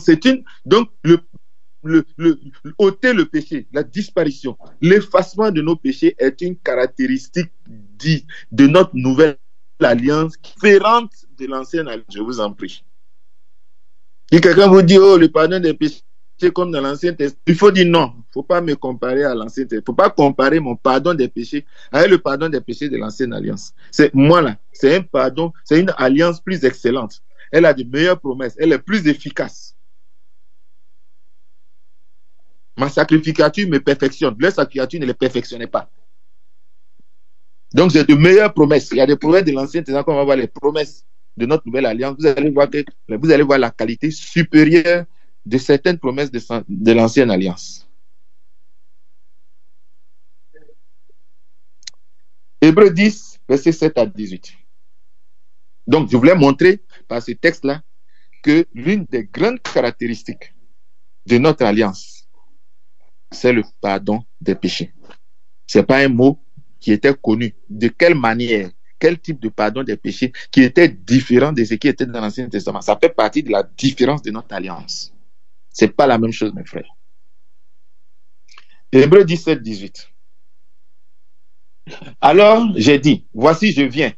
Dans le rouleau des livres, voilà, au verset 17, il dit, tu n'as voulu ni sacrifice, ni holocauste, tu m'as formé un corps. Frère, ça veut dire que les sacrifices et les holocaustes, là, Dieu dit qu'il n'en veut plus. Parce qu'elles ne sont pas efficaces, elles ne sont pas capables d'ôter. Lui, il voulait le ôter. Il a fait l'alliance du couvert, du couvrir. Maintenant, là, lui, il veut l'alliance du disparaître, du ôter, l'alliance du parfait. C'est pour ça qu'il a fait venir Jésus. La venue de Jésus-Christ est la preuve que Dieu ne veut plus de cette alliance passée. Il ne veut plus de cette alliance passée. Qu'est-ce qu'il ne veut pas de cette alliance? Vous allez voir, Jésus-Christ nous dit pourquoi lui, il arrive. Écoutez, tu vas dire non, c'est pour le salut de l'humanité. C'est pourtant, non. Il dit, Dieu a tant aimé le monde qu'il a donné son fils. Il a sacrifié son fils pour qu'on ait la vie éternelle. Mais pourquoi on ait la vie éternelle? Est-ce que tu as besoin de sacrifier quelqu'un? Prends-nous directement la vie éternelle. Mais parce que si tu n'as pas le pardon des péchés, tu n'iras pas à la vie éternelle. Est-ce que quelqu'un comprend quelque chose? Tu peux le décréter, c'est ta maison. Mais aucun pécheur ne peut hériter du salut. Dieu n'aime pas le péché. Dieu ne s'accommode pas du péché. Donc, il fallait qu'il fasse un sacrifice. Il enlève définitivement ce truc-là. Le péché qui nous a taclés, qui nous a gardés, qui a régné sur nous pendant longtemps et qui a créé des conséquences jusqu'à nous réserver l'enfer. Là. Dieu a trouvé sa solution. Donc, il ne veut pas qu'on périsse. Donc, Christ est mort pour ne pas qu'on périsse. Donc, on périssait et il a trouvé la solution pour ne pas périsse. C'est forcément ce qui nous fait périr, c'est le péché. Et il a trouvé la solution. Mais de quelle solution il parle? Comment est différent de celui de l'Ancien Testament? On va en parler, mes frères. C'est de ça qu'on parle quand on parle de la doctrine du pardon des péchés. Elle est fondamentale. Et il faut lui donner, il faut la faire briller dans tout son éclat. C'est une différence de notre alliance. Pas la même chose. Donc, comme il n'a voulu ni sacrifier ni holocauste, et regardez ce qu'il dit. Après avoir dit, tu n'as voulu nous sacrifice, tu n'as voulu et n'as agréé ni sacrifice ni holocauste. C'est vrai, soulignez le mot agréé. Tout ce qu'ils ont envoyé là.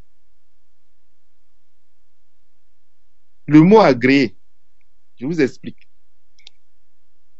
Quelqu'un vient, vous savez, dans la sagesse même africaine, on le voit aussi, et je vais vous parler des choses. Quelqu'un peut te donner quelque chose. Tu peux ne pas accepter. Tout ce qu'ils ont donné à Dieu, là, Dieu dit qu'il n'a pas agréé. Et il va dire pourquoi il n'a pas agréé. Il dit, tu n'as voulu et tu n'as agréé ni sacrifice, ni offrande, ni holocauste, ni sacrifice pour le péché. Je reprends encore. Et ce qu'on offre, en parenthèse, ce qu'on offre, on l'offre selon la loi. Donc, pour le péché, là, il n'y a aucun sacrifice que Dieu a agréé. En français facile. Pour le péché, il n'y a aucun sacrifice. Depuis qu'il a cherché Adam, tous les sacrifices que les gens ont fait, que Bouddha a fait, que Guru Maharaj a fait, que tout ça, il a fait là. Et puis, ils ont dit, quand ils ont dit qu'on te donne ça pour pécher là, Dieu dit, je ne veux pas. Dieu a refusé. Dieu dit que ce n'est pas à la hauteur. Ce n'est pas à la hauteur. Parfois, même quand tu t'en prends un policier corrompu, tu lui donnes 100 francs, il dit non, mon ami, toi tu roules sans permis, sans carte grise, sans truc, et puis c'est 500, tu vas me donner. Ah, ça là, c'est ta voiture là même de 10 millions là même, il m'a jeté en fourrière. Donc Dieu parle de la vie éternelle, tu as compromis ta vie éternelle, et puis c'est mouton tu envoies, mouton de 100 000 francs, c'est ça que tu envoies, et puis en contrepartie, on va te donner la vie éternelle. Dieu dit, mais toi aussi, ça ne va pas chez toi. Parfois, tu donnes, quand tu n'as pas ton permis, tu n'as pas ta carte grise, tu as donné 1000 francs au policier. Est-ce que parce que tu as donné 1000 francs au policier, tu as carte grise maintenant? Tu n'as pas carte grise. Tu vas échapper simplement à ce qu'on te sanctionne, qu'on t'arrache ta voiture ou qu'on t'empêche de rouler, qu'on te donne des contraventions. Mais dans 2 minutes, le prochain policier qui va te voir là, tu es encore en infraction. Mais en fait, est-ce que quand tu as donné les 500, tu n'étais plus en infraction? Tu es coupable. Tu es coupable. Aucun sacrifice n'a enlevé la culpabilité de qui que ce soit. C'est un pardon qui n'enlève pas la culpabilité. Il dit, il n'a agréé nous. Et c'était dans leur livre. C'est dans leur livre là-bas. Il faut leur dire que Dieu dit, là, faites tous vos sacrifices là. Mais si vous dites que c'est ça qui va vous envoyer au paradis, c'est ça qui va effacer le péché, qui vous enlève la gloire de Dieu à toute l'humanité là. Il dit, vous mettez le doigt dans l'œil. Et ils vont voir que, il a dit à Jésus, il dit que vous allez voir, quand vous allez voir plusieurs à la table, avec Abraham, Isaac, Jacob, des gens des nations mangeant, et que vous serez jetés dans les ténèbres du dehors. Beaucoup de Juifs vont être jetés dans les ténèbres du dehors. Ils ont rejeté Christ. Ils l'ont pris comme un homme ordinaire, un brigand. Ils croyaient rendre un culte à Dieu. Donc, il n'a agréé ni sacrifice ni holocauste pour ce qui concerne le péché. C'est pour Jésus là qu'il a agréé. Et on voit ça au paradis. Dieu regarde ça et dit yes. Mon frère, ce que Jésus a obtenu pour toi là, il faut danser matin, midi, soir. Le culte là, c'est à ça que ça sert. C'est danser matin, midi, soir. C'est réjouir de la liste de ceux qui ont lavé leur péché. Dans la liste de ceux qui ont lavé leur péché dans le sang de mouton, de Tabaski. Et la liste de ceux qui ont lavé leur robe dans le sang de l'agneau. C'est la liste qui est dans ceux qui ont lavé leur robe dans le sang de l'agneau là. C'est ça que Dieu prend pour dire que bon, fais-les rentrer au paradis chez moi. Et on voit dans l'Apocalypse 22, on voit le paradis de l'agneau et de Dieu. Et on dit c'est ceux qui ont le nom écrit qui est dans le livre de l'agneau qui a été immolé. Parce que maintenant il y a beaucoup de moutons et d'agneaux. Est-ce que vous comprenez ça? Pour le péché, ce qu'on offre. Il dit ensuite, voici, je fais pour faire ta volonté. Alors je me suis posé la question, mais Seigneur, tu as demandé l'holocauste aux gens, mais ta volonté c'était quoi? Sa volonté là, c'est que le monde ne périsse pas. Il n'a qu'à mourir pour régler le problème du péché, parce que lui, il ne veut pas que le monde périsse. Il aime le monde qu'il a créé, les hommes qu'il a créés, il ne veut pas qu'ils périssent. Et ils ont pris sacrifice de moutons, de tout ça pour régler le problème. Il dit que ça ne règle pas le problème. Ça réglait d'autres types de choses. Ça couvrait le péché, ça différait les sanctions, les condamnations de Dieu. Mais pour le péché, pour ce que lui veut, pour que l'homme soit sauvé, ait la vie éternelle, il dit que ces sacrifices-là ne peuvent pas donner ça. Ça ne peut pas ôter le péché et puis ils vont avoir la vie éternelle. Et Jésus est venu donc pour cette volonté. La venue de Jésus-Christ, c'est pour accomplir le pardon des péchés. C'est ce que Dieu attendait pour que nous, on soit sauvés. Et c'est ce que Dieu a réglé. Pour être sauvé, c'est ça. Il faut que ce soit réglé. C'est ça qui nous a privés de la gloire de Dieu. Maintenant, quand on l'a enlevé, on a accès à la gloire de Dieu. C'est pour ça qu'il dit que l'héritage, c'est la gloire. Il nous appelle à sa gloire. Parce que le problème est réglé. Et les hommes ne comprennent pas ça, c'est pour ça qu'ils pratiquent la religion. Quand Jésus est venu, la religion est terminée. Avant la fondation, Dieu a prévu son plan. Maintenant qu'il est arrivé, je vous en prie, prêchez votre évangile pour qu'il change de religion, qu'il change de façon de voir, à faire de relations avec Dieu. C'est plus comme avant, c'est terminé. Comme on dit, avant l'indépendance et après l'indépendance, c'est pas la même chose. Maintenant, on est libre du péché. C'est pas la même chose. Il va le dire. Il dit.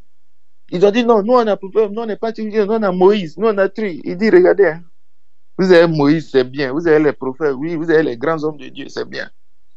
Il dit, mais la différence entre eux et puis moi, là, on va lire le texte.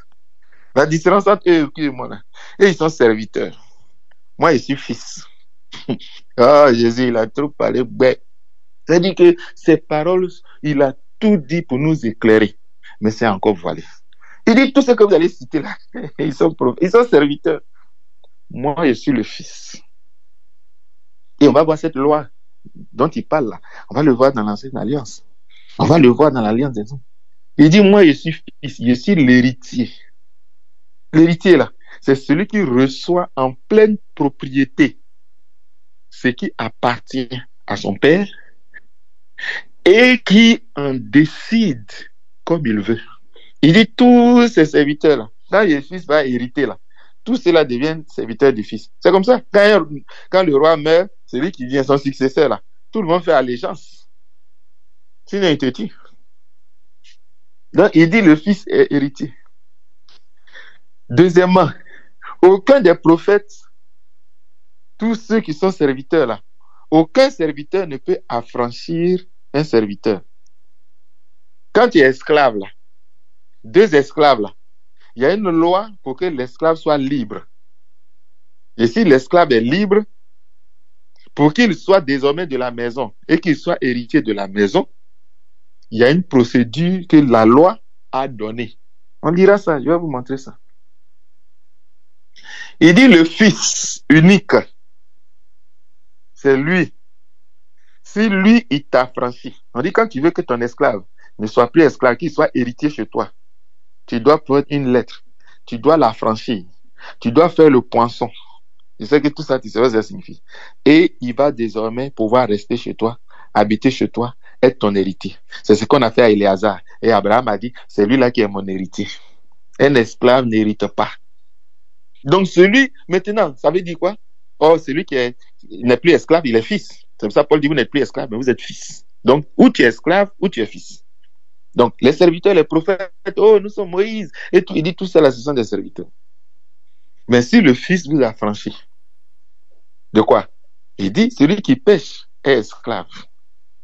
Donc, si moi, je vous libère du péché, pour que tu sois fils, c'est ce que je vais dire en français facile, parce que c'est ce qu'il dit, c'est peut-être pour les serviteurs, mais comme il y a tout le monde là, ce qu'il veut dire, c'est que s'il n'a pas réglé le problème de ton péché, tu ne pourras jamais être fils, tu ne pourras jamais être libre pour appartenir à la maison. Est-ce que vous voyez le lien entre l'esclavage du péché et puis le salut? C'est pour ça que Dieu ne veut pas que tu périsses, c'est pour ça qu'il n'a pas aimé ces sacrifices. Il a disqualifié ces sacrifices-là parce que ça ne peut pas rendre quelqu'un parfait, ça ne peut pas faire quelqu'un pur, ça ne peut pas ôter tout le blocage que le péché a mis au paradis. Donc, si quelqu'un pêche, il est esclave. Mais quand le Fils va t'affranchir de l'esclavage du péché, c'est là que tu seras libre et tu pourras être fils. Voilà ce qu'il est en train de dire. Il dit, ta venue, c'était pour régler ce problème. Le problème du péché, du pardon des péchés. Donc, Dieu a tant donné son fils. Dieu a tant aimé le monde. Pour que le monde ait la vie éternelle, il a donné son fils. Mais Dieu, quel est le lien entre la vie éternelle et puis ton fils que tu donnes? Il dit non, c'est pour régler le problème qui empêche le monde d'avoir la vie éternelle. Voilà ce que je vais vous dire. Pour vous montrer encore combien de fois le pardon des péchés, celui qui n'a pas trouvé la solution au pardon des péchés, non pas comme tu dis à gauche et à droite, que les religions prêchent, ce que Dieu dit là, sans les sacrifices d'animaux là, ce que Dieu veut, le pardon tel que Dieu le voulait là, si c'est pas réglé, personne n'entrera au ciel.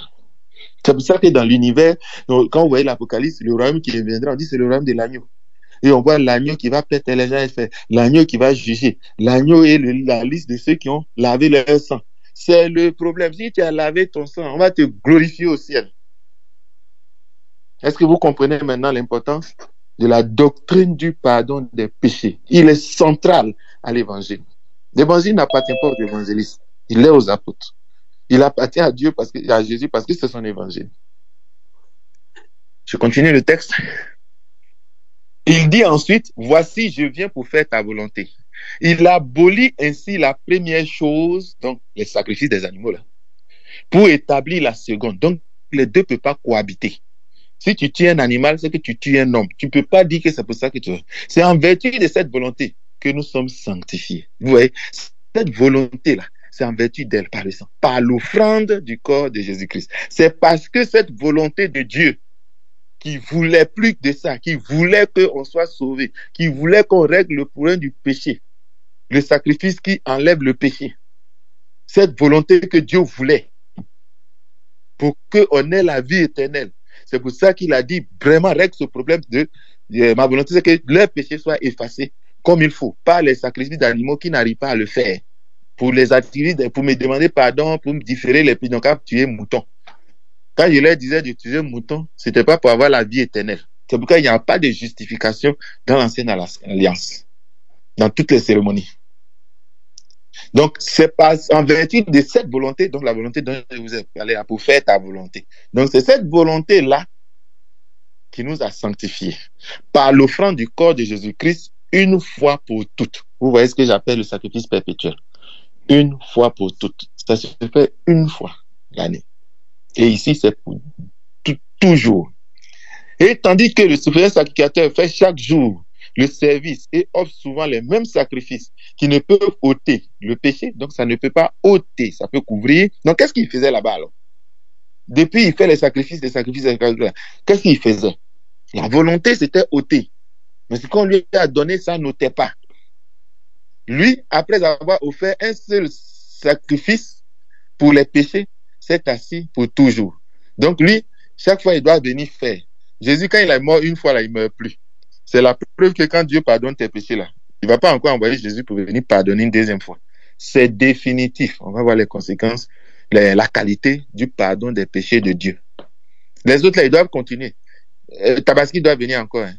L'autre encore doit venir encore. Ils doivent continuer. Nous, là, il n'y a plus de Tabaski. On a fait ça une fois pour toutes. Notre Tabaski, là, c'est à la croix. C'est fini. Tabaski d'Abraham, là, ils vont faire encore. Abraham allait faire sacrifice encore. Mais Tabaski de Jésus, là, c'est fini. Il est assis, il ne se lève plus pour aller faire encore. Pourquoi? Parce que Dieu dit c'est fini. Quand il regarde, il n'y a plus de péché. Donc, il ne peut pas se lever pour aller encore faire sacrifice alors que ça ne sert à rien. Il ne faut pas aller payer au Javel pour faire l'eau et puis il n'y a pas d'habits pour laver. Tous les habits sont propres. Tu veux laver habits propres. Ça peut te fatiguer. Voici l'alliance que je ferai avec eux. Donc, c'est cette alliance qui est nouvelle. C'est de fait ce que le Saint casse. Je reprends, verset 34. Car par une seule offrande, il a amené à la perfection pour toujours ceux qui sont sanctifiés. C'est ce que le Saint-Esprit nous atteste aussi, car après avoir dit, voici l'alliance que je ferai avec eux. Après ces jours-là, dit le Seigneur, je mettrai mes lois dans leur cœur, je les écrirai dans leur esprit. Et il ajoute, je ne me souviendrai plus de leur péché ni de leur iniquité. Or, là où il y a pardon des péchés, il n'y a plus d'offrande pour le péché. C'est pour ça qu'il est assis. Parce que Dieu ne s'en souviendra plus. Donc, la volonté que ce soit définitif, qu'on ait la vie là. Quel est le pardon des péchés qui donne la vie éternelle? Si c'était ce qu'on voyait dans l'Ancien Testament là, ça ne donne pas vie éternelle. Mais ce que Jésus est venu faire là, c'est un pardon des péchés qui donne la vie éternelle. Qui pardonne pour toujours le péché. Et qui l'ôte définitivement de notre vie. Voilà de quoi les prophètes, les apôtres ont parlé. L'enseignement qu'ils ont. Il y a beaucoup de textes, mais il a choisi 5 pour bien vous confirmer et lisez tous les textes. C'est ce cœur de notre salut. Si Christ n'est pas mort, mangeons et buvons car demain nous périrons. Ah, donc tous les autres là servent à rien alors. C'est la base. Ne méprisez pas la doctrine du pardon des péchés. La croix de Jésus-Christ. C'est la base fondamentale. N'ayez pas honte. C'est pour cela que pour nous décourager, pour nous enfermer encore, on dit, oh, il n'est pas mort. Oh, c'est faux, on ne l'a pas tué. Et toi, tu vas dans ce sens-là. Ils sont en train de renverser ta foi. Ils sont en train de mélanger ta foi. Mes frères, on est prêts. Ils ne pourront pas changer notre cœur si ça là. Parce que c'est le cœur de notre salut. C'est toute la pensée du salut de l'humanité qui est là. Il est déjà 17 heures. On va en 3. Tous les prophètes ont annoncé que c'est par lui que le péché est possible. C'est-à-dire Acte 10, 43. Acte 10, 43. Tous les prophètes rendent de lui le témoignage que quiconque croit en lui est sauvé. Non, pour être sauvé, il faut d'abord passer par quelque chose. Quiconque croit en lui reçoit par son nom le pardon des péchés. C'est ce que nous allons démontrer. Et beaucoup de prophètes vont nous dire, ah, ce qui n'a pas marché là, la nouvelle alliance qui arrive là, le péché là sera réglé. Parce que l'ancien n'a pas pu la régler. Et ils vont annoncer notre alliance. Parler de ça comme étant le fondamental. Le Jean 3, 16. Oh, je pense que maintenant vous avez compris Jean 3, 16. On a vu déjà le temps, l'amour temps. J'aurai l'occasion peut-être de l'expliquer un peu dans des autres assemblées. Pour les assemblées où je suis passé, Jean 3, 16, on va le comprendre. Parce qu'il est galvaudé aujourd'hui. Que Dieu vous bénisse. Est-ce qu'il y a des questions?